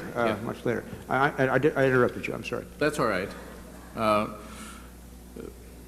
What Israel wanted by way of replacements, because as you indicated earlier, that was an obsolete weapon system. And I suspect they wanted the more modern, more up-to-date weapon system. Is that correct? Wasn't ever any detail that I heard, but when the matter was discussed much later, I think there was a suggestion that that they wanted the more modern one. I don't really have specific recollection of that, but at the time it was alleged to have taken place or did take place. That is their transfer to Iran. I had no knowledge of it. Would you turn to exhibit number 17, please? 17, yes.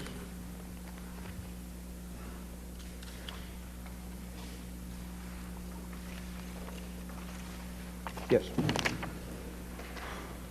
Exhibit number 17, in the center of the page, there's a short question and answer, and then following that short question with a longer answer. The question was, what costs are the Israelis willing to pay for the basic tows? And then the answer, which goes into some detail about the fair market value of tows at $4,900 to $5,400 depending on age, and to cover the cost of transportation, and two other modifications of the tow, one at $9,500 and another at about $15,000 each. Now, the price that they actually paid would have been about enough to cover the costs of the median price range, the first update of the tow. Is that correct, as shown here? Yes, this was not a discussion I had. This is, I gather from the note, Mr. North reporting presumably to Mr. Poindexter or to Mr. McFarland, I guess at that time, some conversations he had. So that's what the paper says. I did not see it until shortly before this hearing. And if indeed they were shopping for tow twos, the price that Iran paid would not be enough for their replacement with that modernized version. No, the tow 2 is the modern current weapon, is much more expensive, but there was never any slight suggestion of giving them that.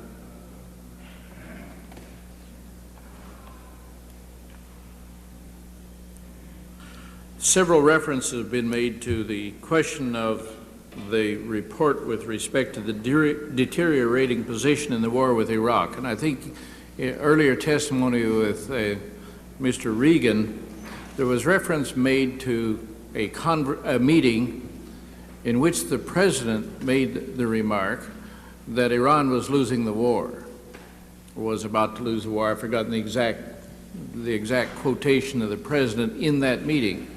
And I believe it was represented that both you and Secretary Shultz were at that meeting, but neither of you undertook to correct the President's statement. Do you remember that? I don't recall the President ever making a statement of that kind, Senator, no.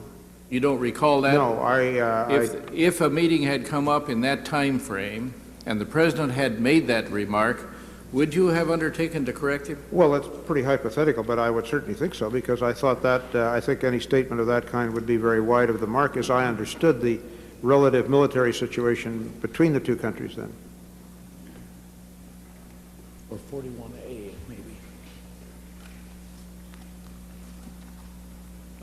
Mr. Chairman, I understand there's a vote on the floor, and I came back in order to be here. I wonder if I might reserve the balance of my time in order to make that vote return.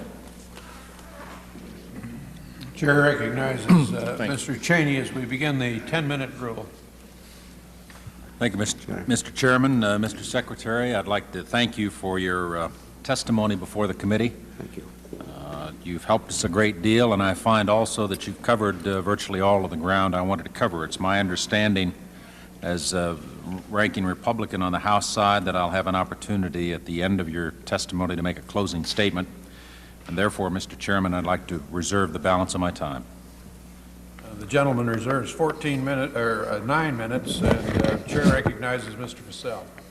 Thank you, Mr. Chairman. Mr. Secretary, nice to see you again. Thank you, sir.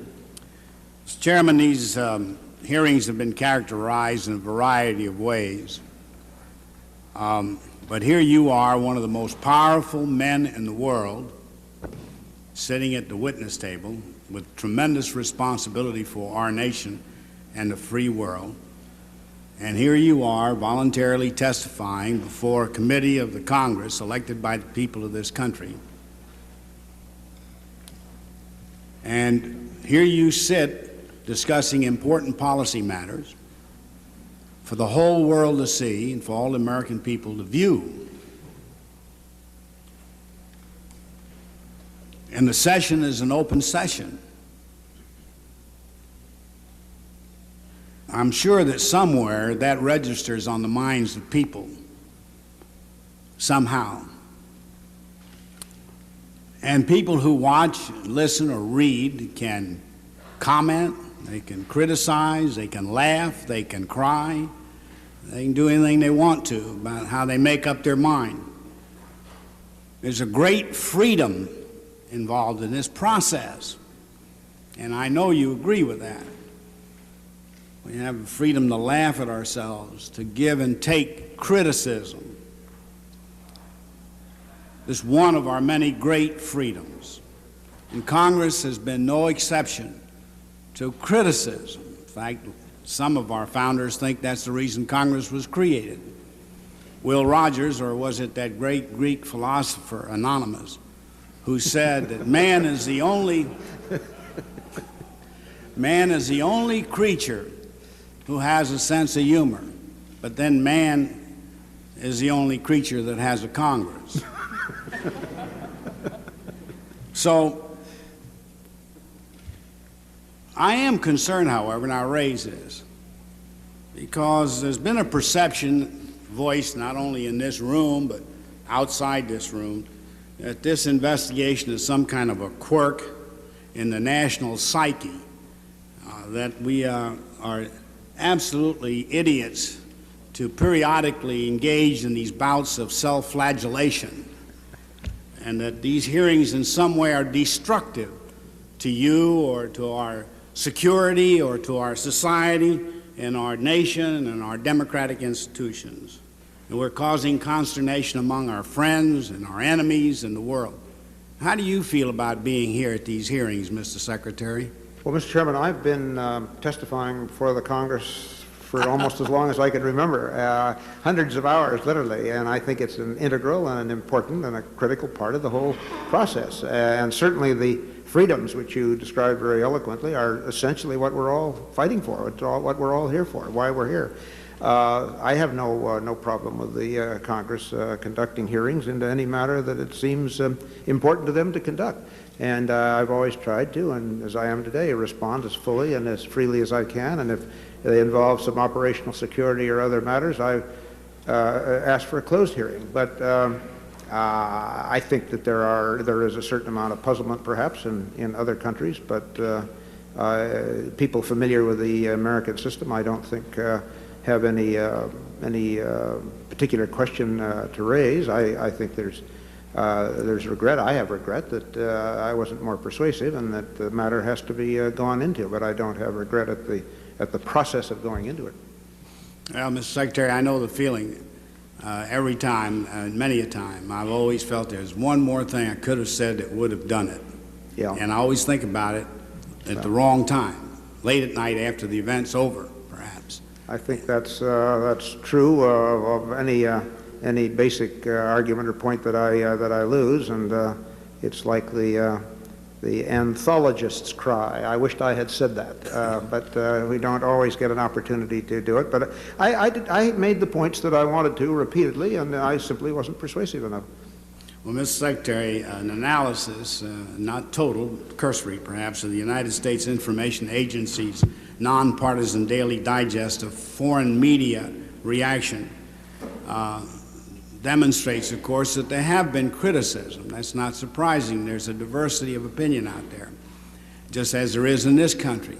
But I want to tell you that my reading of this, and I will put all of this in the record just to give us some kind of a balance, shows that the foreign press has been amazingly perceptive of this entire process that we're going through right now. And they have a true appreciation of our democratic institutions and what this particular process is all about, these hearings. Take, for example, a July 24th editorial in Senegal's semi-official Le Soleil, which said, quote, "Schultz's public testimony reveals once again those grand democratic virtues of America. In another country, all of that would have been hidden." Yesterday, like today, two major forces forced high officials to speak: the press and the Congress. The press by its completely guaranteed freedom, and Congress by its obligation and its power guaranteed by the Constitution.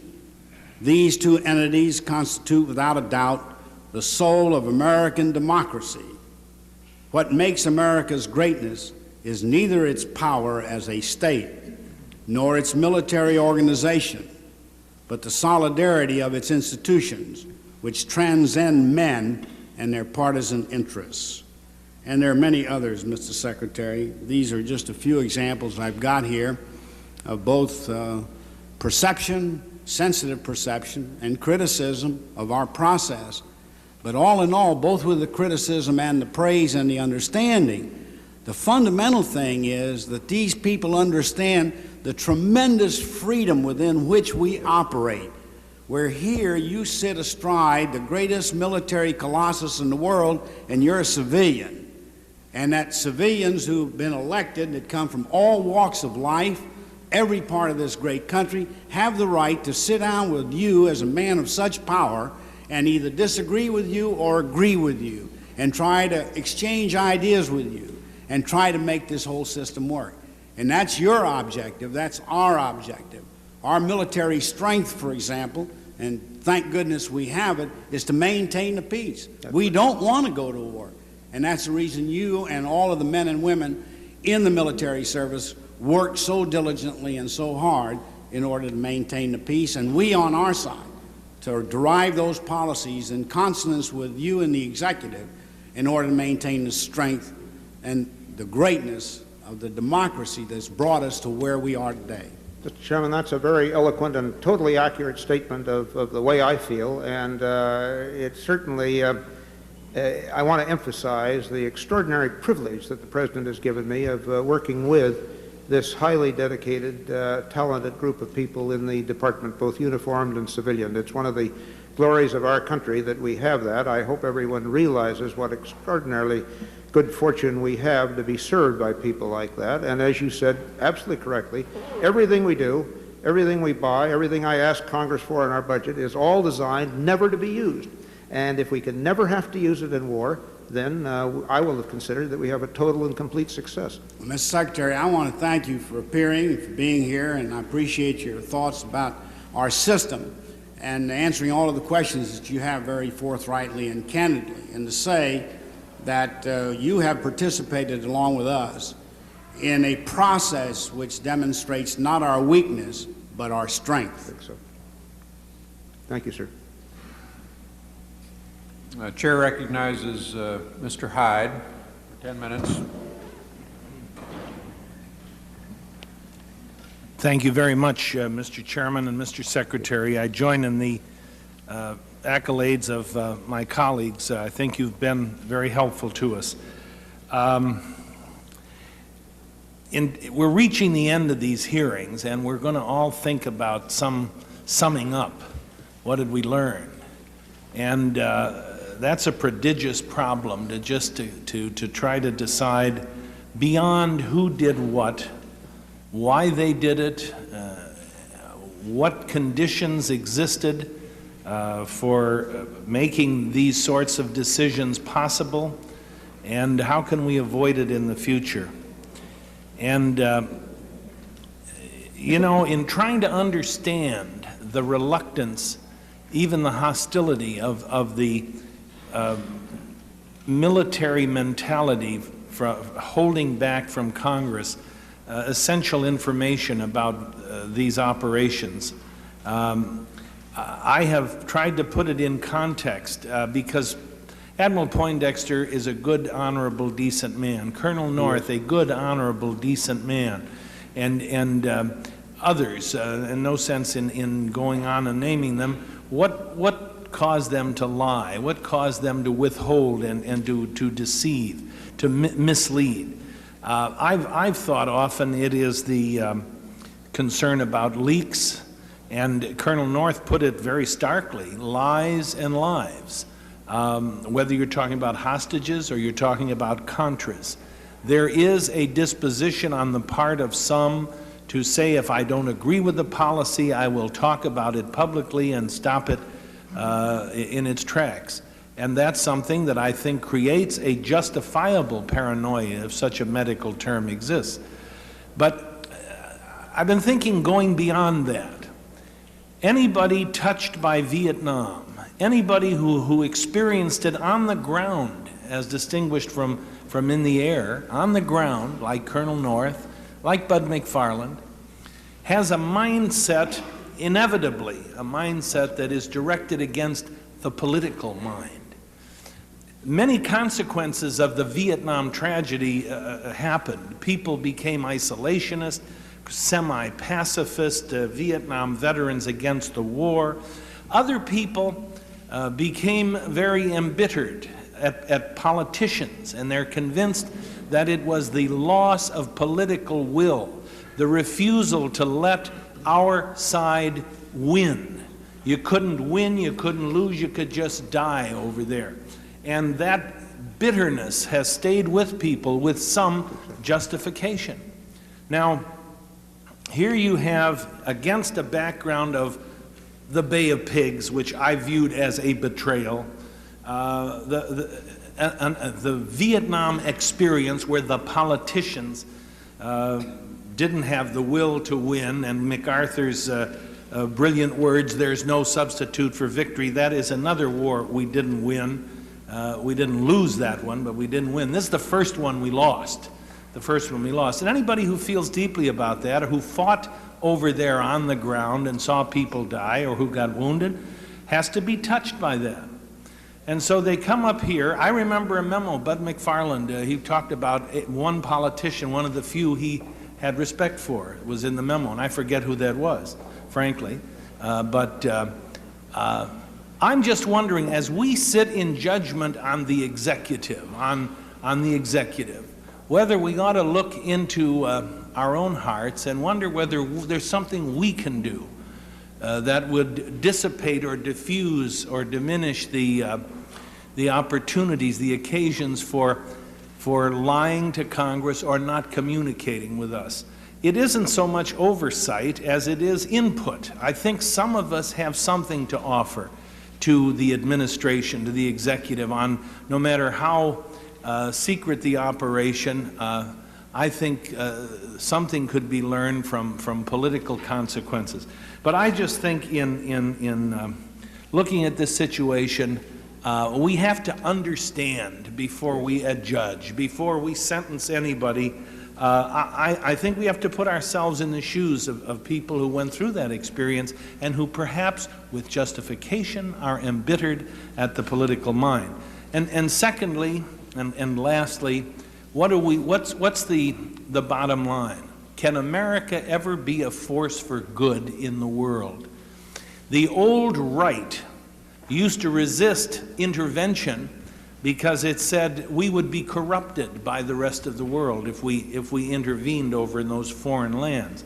The new left resists intervention in Central America because we will corrupt the countries where we intervene. We are a force for evil. I'm exaggerating for the sake of emphasis, but that overhang is very, very present in political debate today. We, the non-interventionist, the isolationist, the quasi-pacifist notion that we can't be a force for good. I believe America is the ultimate force for good in this imperfect world that we live in. And I hope that we learn the necessity, the urgency, the indispensability of cooperation, of sharing goals, of depoliticizing everything we look at and we touch, and the words of Henry Jackson, that in national security matters, the best politics is no politics. I think these have been marvelous hearings. I think we have learned a great deal about human nature. We have more to learn about human nature, about why people do things, and hopefully the presidential monarchists, of which I am one, will be educated by the congressional supremacists, of which we have several up here, and somewhere in the middle we will reach a balancing, a final balancing as between the responsibilities of the president, who should have a longer vision than we mere politicians who are too often distracted by an election every 2 years and our parochial interests. These have been great hearings, I think, if only to highlight those questions, and you've made a contribution, an immense one, and I thank you. Thank you very much, Mr. Hyde. Mr. Chairman, I wonder if I could just make one quick comment on that, because Mr. Hyde has made some extraordinarily perceptive and correct points, and I don't think it is generally understood how deeply seared the American military was by Vietnam. We should never, ever consider entering any kind of conflict unless it's important enough for us to win, and then entering it with the resources that are required to win. And if we do anything other than that, we are, I think, betraying the men and women we ask to serve and perhaps to die for the rest of us. And that was a perception that was not only that the politicians at that time were responsible, but that the press were not in any sense favorable to the United States. And without in any sense passing judgment on whether this was correct or not, this is a feeling which a very large number of people have, and it has led me to conclude that we should be cautious about intervention, but that we should not hesitate to do so if the cause is important enough for us to require intervention, but then if it is, to intervene in a way that guarantees, to the extent you can in war, that we will prevail. But there is that feeling, and that's why I have studiously refrained from trying to pass judgment on anybody else except with respect to particular actions that involve this whole transaction, not their past records or their character, most of whom I think I admire, and most of whom I think, as you said, are honorable, decent people. They had a different agenda, they had a different set of ideas, but then a lot of people have a different set of ideas than I do. And may I just say, Secretary, it's this member's opinion that once you're a hero, you're always a hero. You may fall, you may falter, you may commit mortal sins and venial sins, But if you've served your country as well as some of the people we've heard here, I would never denigrate their heroism. It's an achievement that is not easily denied. That's absolutely correct. Thank you. Chair recognizes Senator McClure. He's one of the principal questioners, and he has 19 minutes remaining. Senator McClure. Mr. Secretary, we were discussing just before I went to the floor to vote the meeting on November 10th when the President made certain remarks, and I've reviewed your notes of that meeting, which in formal are exhibit number 28 in the formal typed responses, but I want to refer to what I think is exhibit number 57 in your book, which are the notes of that meeting taken by Mr. Keel. And if you will refer to page, excuse me, taken by Mr. Regan, page 12 of those notes, at the bottom of the page, Mr. Regan has a reference, the last entry on that page is the President. Side with military superiority will win. We want to have things even. This helps Iran, which was weaker. Which page was this, Senator? Page 13, bottom of the page. Yeah. If I recall your previous testimony, you just don't remember that having been stated. No, I don't. And your note, which is exhibit number 28, doesn't have any reference to it at all, so your memorandum conforms to your memory as you recite it to us today. Mr. Secretary, how long have you known the President of the United States? Oh, I guess over 20 years. You became acquainted with him when? In California in, I guess, very early 1960s, when he was one of the few people who would do anything to help the political party to which I belonged and of which I was an officer at that time. He would go anywhere, do anything we asked, and make extraordinarily effective speeches and actions. You have been described by various people in various ways, but one I want to make reference to right now is the fact that you've probably known the President longer and more closely than anyone now in his cabinet or in his close administration. That may be, and I would only add that I have an increasingly greater admiration for him all of the years I've known him, and nothing that's ever happened has changed that or will change that. Why, in view of your long association and the obvious respect and friendship that he shows and holds for you, why did he reject your advice and accept that of others? There's no requirement that anyone, old friend or new friend, take anybody else's advice. The President was elected by enormous majorities of his fellow citizens to make decisions. I felt, was entitled to the advice. He was kind enough to suggest right after he was first elected that I could help him, and I came back only for that purpose, not having expected to return to Washington anymore. And I do that in the best way I can, giving advice that seems to me to be correct.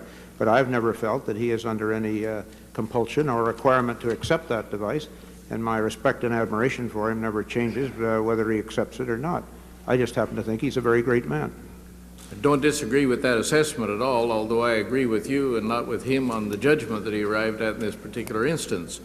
You made some reference earlier to the fact that somewhere between the December meeting, the January meeting, he changed his mind. That seemed to me to be apparent, yes. And I think in response to Senator Sarbanes' question, you indicated one of the reasons you had in your mind, or have now in your mind, as to why he may have done that was that others, and particularly the National Security Advisor, had daily access to him, and you did daily contact with him. Yes. I had access whenever I wanted. I tried to use it sparingly, but they... I'm sorry I used the term access. I should have said daily contact with him, and you did not. I think that given the strong desire of the President to do something about the fate of our hostages, to get them out, given the completely correct conclusion that I thought he'd reached, that it would be a very important thing for our security to get a better relationship whenever we could with Iran because of its geographical and strategical situation.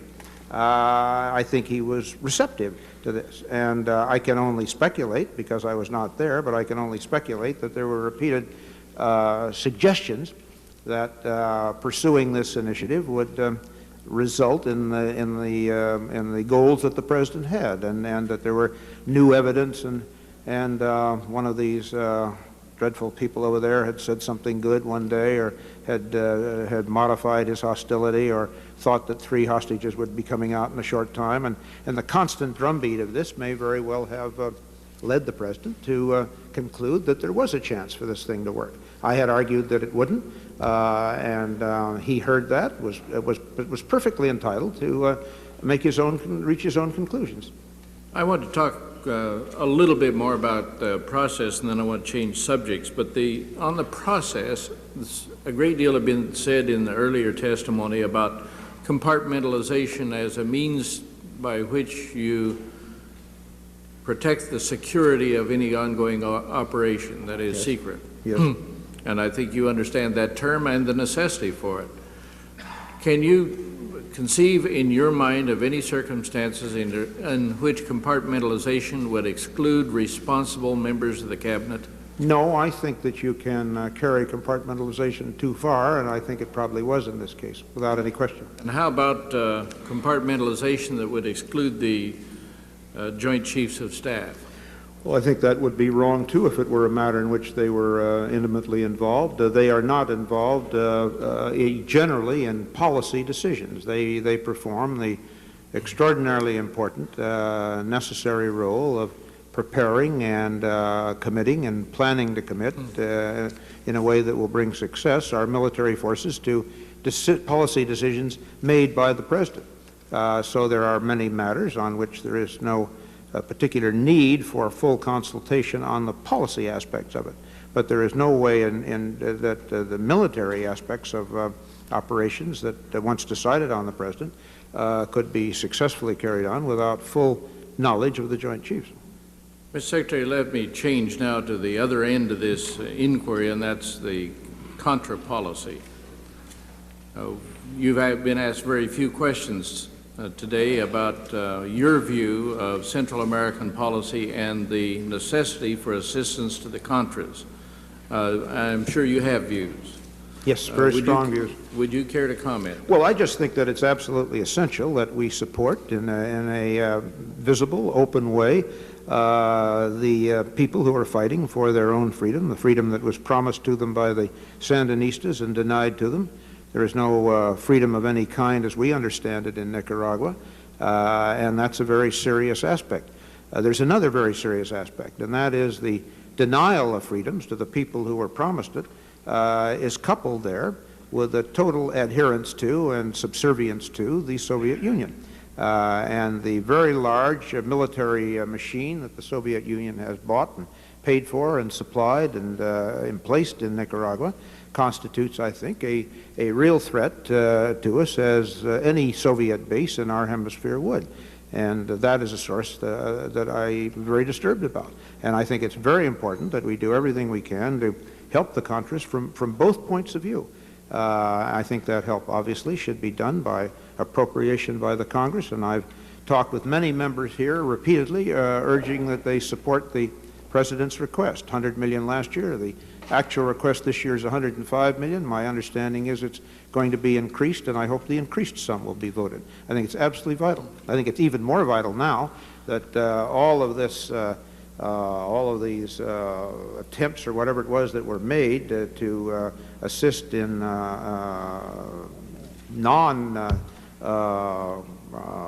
straightforward and means that are provided for in our regular statutory framework, that none of that distract us from the basic importance and essential correctness of the requirement of supporting the democratic resistance in Nicaragua.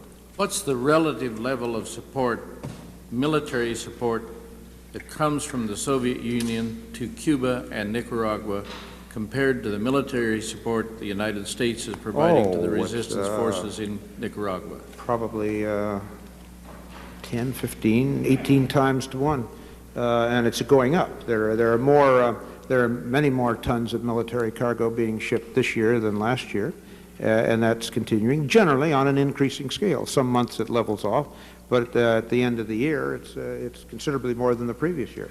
So much for Glasnost. Yeah. Mr. Chairman, may I reserve the balance of my time, please? Floor reserves 8 minutes, and the chair recognizes Mr. Corder. Mr. Secretary, good to have you here. Thank you. Someone quoted Will Rogers, and I'm just going to start out by quoting Yogi Berra. It had to do with how to get rich in the stock market. He was asked how you buy stocks and make out very well, and he said, well, there's one simple trick. When it goes up, you sell. If they go down, you don't buy. And obviously, it's very difficult to know whether they go down. In this particular situation, referring to the continuing episode of a weapons sale to Iran, it seemed to me that there came a time someplace along the road that was pretty obvious the stock wasn't going up, that it was going down, and you had to cut your losses and get out. And I've asked generally this question before, and I'm going to ask it of you. I asked it of Secretary Shultz, and I'd like to have you take a crack at it as well. What type of process change inside the White House do you think is necessary in order to make sure that these very controversial operations that have substantial risks, that are not basically showing the benefits that were originally attributed to them, are reviewed on a periodical basis? Part of the problem here is that in the very beginning it looked like to the President a bad idea. He was persuaded that it was a good idea in a very short period of time. The operation began, and if someone had reviewed this thing on a periodical basis that was not a total, a complete die-hard advocate, I think we would have reassessed this long before 11 or 12 months went by, and I'd like you to field that question if you would. Well, I think, Mr. Corder, primarily you need to have people advising the President, people in the National Security Council who want to have things reviewed, who do not feel that it's their agenda and they don't want anybody to interfere with it or to block it or to stop it or to look at it again. And that's exactly the situation we have now. We have people who want to have these things reviewed and who do review them, and who, if any of us want to have them reviewed or a particular point made, we couldn't get that with a single telephone call. I think what we need is essentially what we have now, and so that it's not so much a matter of process as it is a matter of getting the people in who believe firmly that they serve the President best by getting all of the facts before the President and giving him the opportunity to make informed decisions about these critically important matters that the people have entrusted to him. So basically, if I can summarize your answer in different terms, you're talking about personnel, a change in the requirement to have good people rather than a process or structure change in the White House. I don't think any fundamental structural change is needed now. I think what we have now is exactly what we should have and what we have needed. As I say, I have unbounded admiration for Mr. Carlucci and General Powell and others who are there, and I think they serve the President extraordinarily well. You indicated in your testimony that you kind of disagreed with Secretary Shultz about moderates in Iran. You thought all of them had been killed, basically were not in existence, and that therefore any type of an effort, whether it be through the medium of selling weapons or not, for rapprochement with Iran was doomed to failure. It was folly. And I would just like to know whether your opinion is that there's no pragmatic elements in Iran that may seek and gain influence and power in the near future after the Ayatollah's demise or after he's out of power. Pragmatists that may not believe in our form of government or may not love the United States, but pragmatists that recognize the Soviet Union is not far away, and individuals in Iran that recognize that both the United States and Iran have a common interest in reducing Soviet influence in that part of the world. Well, Mr. Corder, I think there may very well be some people like that. I don't think they're in government. I don't think they would be allowed to remain in government. And I've no evidence that there is any organized or substantial, if you like, group of people, certainly no one in power, at the moment who has anything except venomous hatred to the United States and behaves in a thoroughly fanatical and irrational manner as far as the United States is concerned. I would like to have things differently. I just haven't seen at this point any possibility of any kind of rapprochement or opening to Iran as it is presently constituted. And I think that's very unfortunate because it is strategically situated, geographically situated, in a way that makes it an extraordinarily important country for both the East and the West. It was vastly different when we had the kind of relationship we did with the Shah, and we recognize that by helping to strengthen the armed forces of Iran. Sadly, that was all lost, and we now have a very difficult situation that I would like to change, but I don't think you're going to change it by the people in office in Iran now or anyone who is presently on the horizon there. Our human intelligence, I would imagine, without going into classified information, is probably not so good in Iran, if it exists at all. And it seems to me that if we don't have that type of intelligence on the ground in Iran, it would be very difficult to say that there's nobody in the government or that may be in the government that may not have a different opinion than the particular rulers they have now.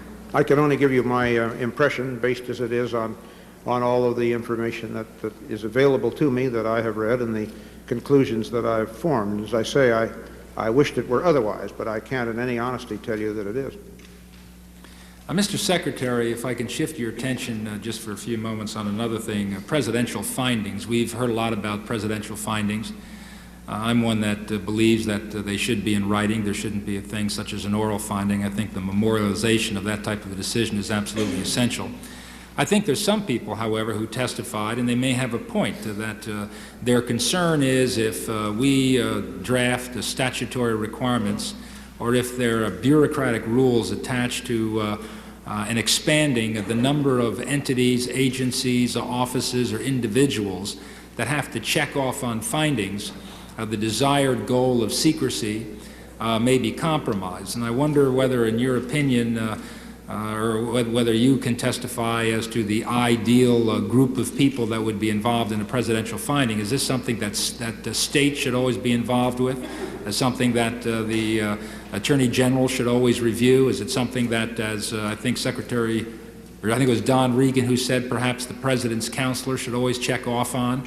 Do you believe that the CIA should check off on presidential findings, the National Security Advisor to the President, perhaps individuals in Congress? Where do we go, and what's your opinion on that? Well, most of the findings with which I'm familiar have been through the process essentially that you describe, and I would find it hard to believe that there could be a situation in which a finding was made by the President with respect to covert action in which the State Department or the Defense Department should not be involved. The Security Advisor should certainly be aware. The Attorney General view should be taken, but this is still a pretty narrow circle.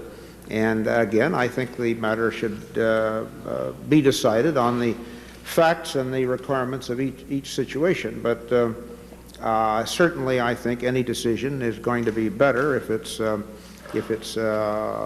the number of viewpoints are obtained and the balance has to be struck. It's a difficult question, but you do have to strike the balance because frequently the whole purpose of a finding can be negated and frustrated if it does become very widely known and the objects of the finding are thoroughly familiar with it. We have to utilize our great advantage of freedom in a way that doesn't hurt ourselves. It's always a nice balance that has to be struck. But among the people you listed, I would think all of them should be familiar with findings at all times. And I believe there's a new procedure which Mr. Carlucci has instituted in the Security Council with respect to findings that essentially makes that same point. Directing your attention, if you would, to follow up on Senator McClure's questions and a couple of other questions directing on Central America, particularly Nicaragua, and indeed all of Central America. Some people say that it really doesn't have a part to these hearings. I think it does. I think probably without the diversion we wouldn't be here today. The money that was diverted from the weapons sale initiative to Iran was sent to help the resistance, the democratic resistance in Nicaragua. My question of you is a military one, an intelligence one, and maybe you have opinions on it that are based on assessments in the communities that you deal with on a regular basis. We do know that Nicaragua, I think it's generally understood, is under a situation whereby totalitarianism is spreading dramatically, that the country is consolidating under a regime that will be a puppet to the Soviet Union and Cuba. And the question I have is, if we do nothing, if the Contras fade into the sunset, they cease to become any type of a viable political or military entity in that particular country or that part of the world, what in the estimate of the Defense Department or the estimates that you read from other important intelligence gathering agencies would be the future of the fragile democracies in Central America? Well, I think it would be greatly endangered. You have to bear in mind, Mr. Corder, that all our attention has been focused on Nicaragua and the dictatorship that is there and all the undesirable practices there. You made a very good point in alluding to the fragile democracies around it. Every one of those neighbor countries is now basically a democratic country. Honduras, Guatemala, Costa Rica, El Salvador. These are countries that have had attempts made to turn them into dictatorships many times in the past. Every one of them now is a democracy. It is a fragile democracy. Their combined forces are outnumbered 2, 3, 4 times to 1 by the Nicaraguan military supplied and furnished by the Soviets. I feel that if there is no resistance, if there's no attempt to bring democracy into Nicaragua, that we will not only have another Soviet base on the mainland in Nicaragua, but that the future of all of those countries is substantially imperiled. And I think they think so too. That's one of the reasons, for example, that Honduras has been receptive to the ideas of our assistance in a number of ways. And I think that they would simply not be able to continue to exist very long, because basically the Soviet history and the Soviet history of the way they use their puppet states is to make expansions. And I would see in a fairly short time, if we did absolutely nothing, that we would have not only the Soviet base in Nicaragua, but it would be an expanded base, and one that could add very seriously to the complications of defending the continent and require us to divert a large number of our forces back into this area, which is another of the Soviet goals. They have been trying ever since the foundation and formation of NATO to break it up and to decouple the United States from Europe. And this is another way they could succeed. So all of these are considerations that I have in mind, that we have to have in mind, I think, when we consider the problem of whether or not there should be assistance to the democratic groups fighting for their freedom in Nicaragua. And I come down unequivocally on the side that we should help them openly, above board, with funds appropriated by the Congress in sufficient amount. I know you do. I agree with you. Thank you very much for your testimony. Thank you, Mr. Chairman. Thank you very much. Mr. Secretary, it's been a long day, and the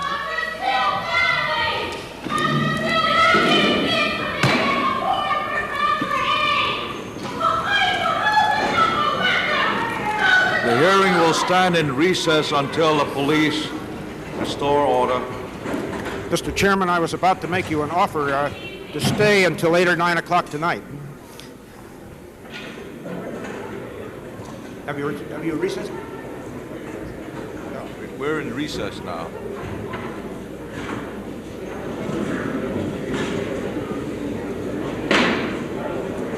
The hearing will please come to order. We will stand in recess until 9 o'clock Monday morning, and I can assure you, Mr. Secretary, we'll be through by 1 p.m. Monday. Thank you very much. Thank you very much, sir. Thank you.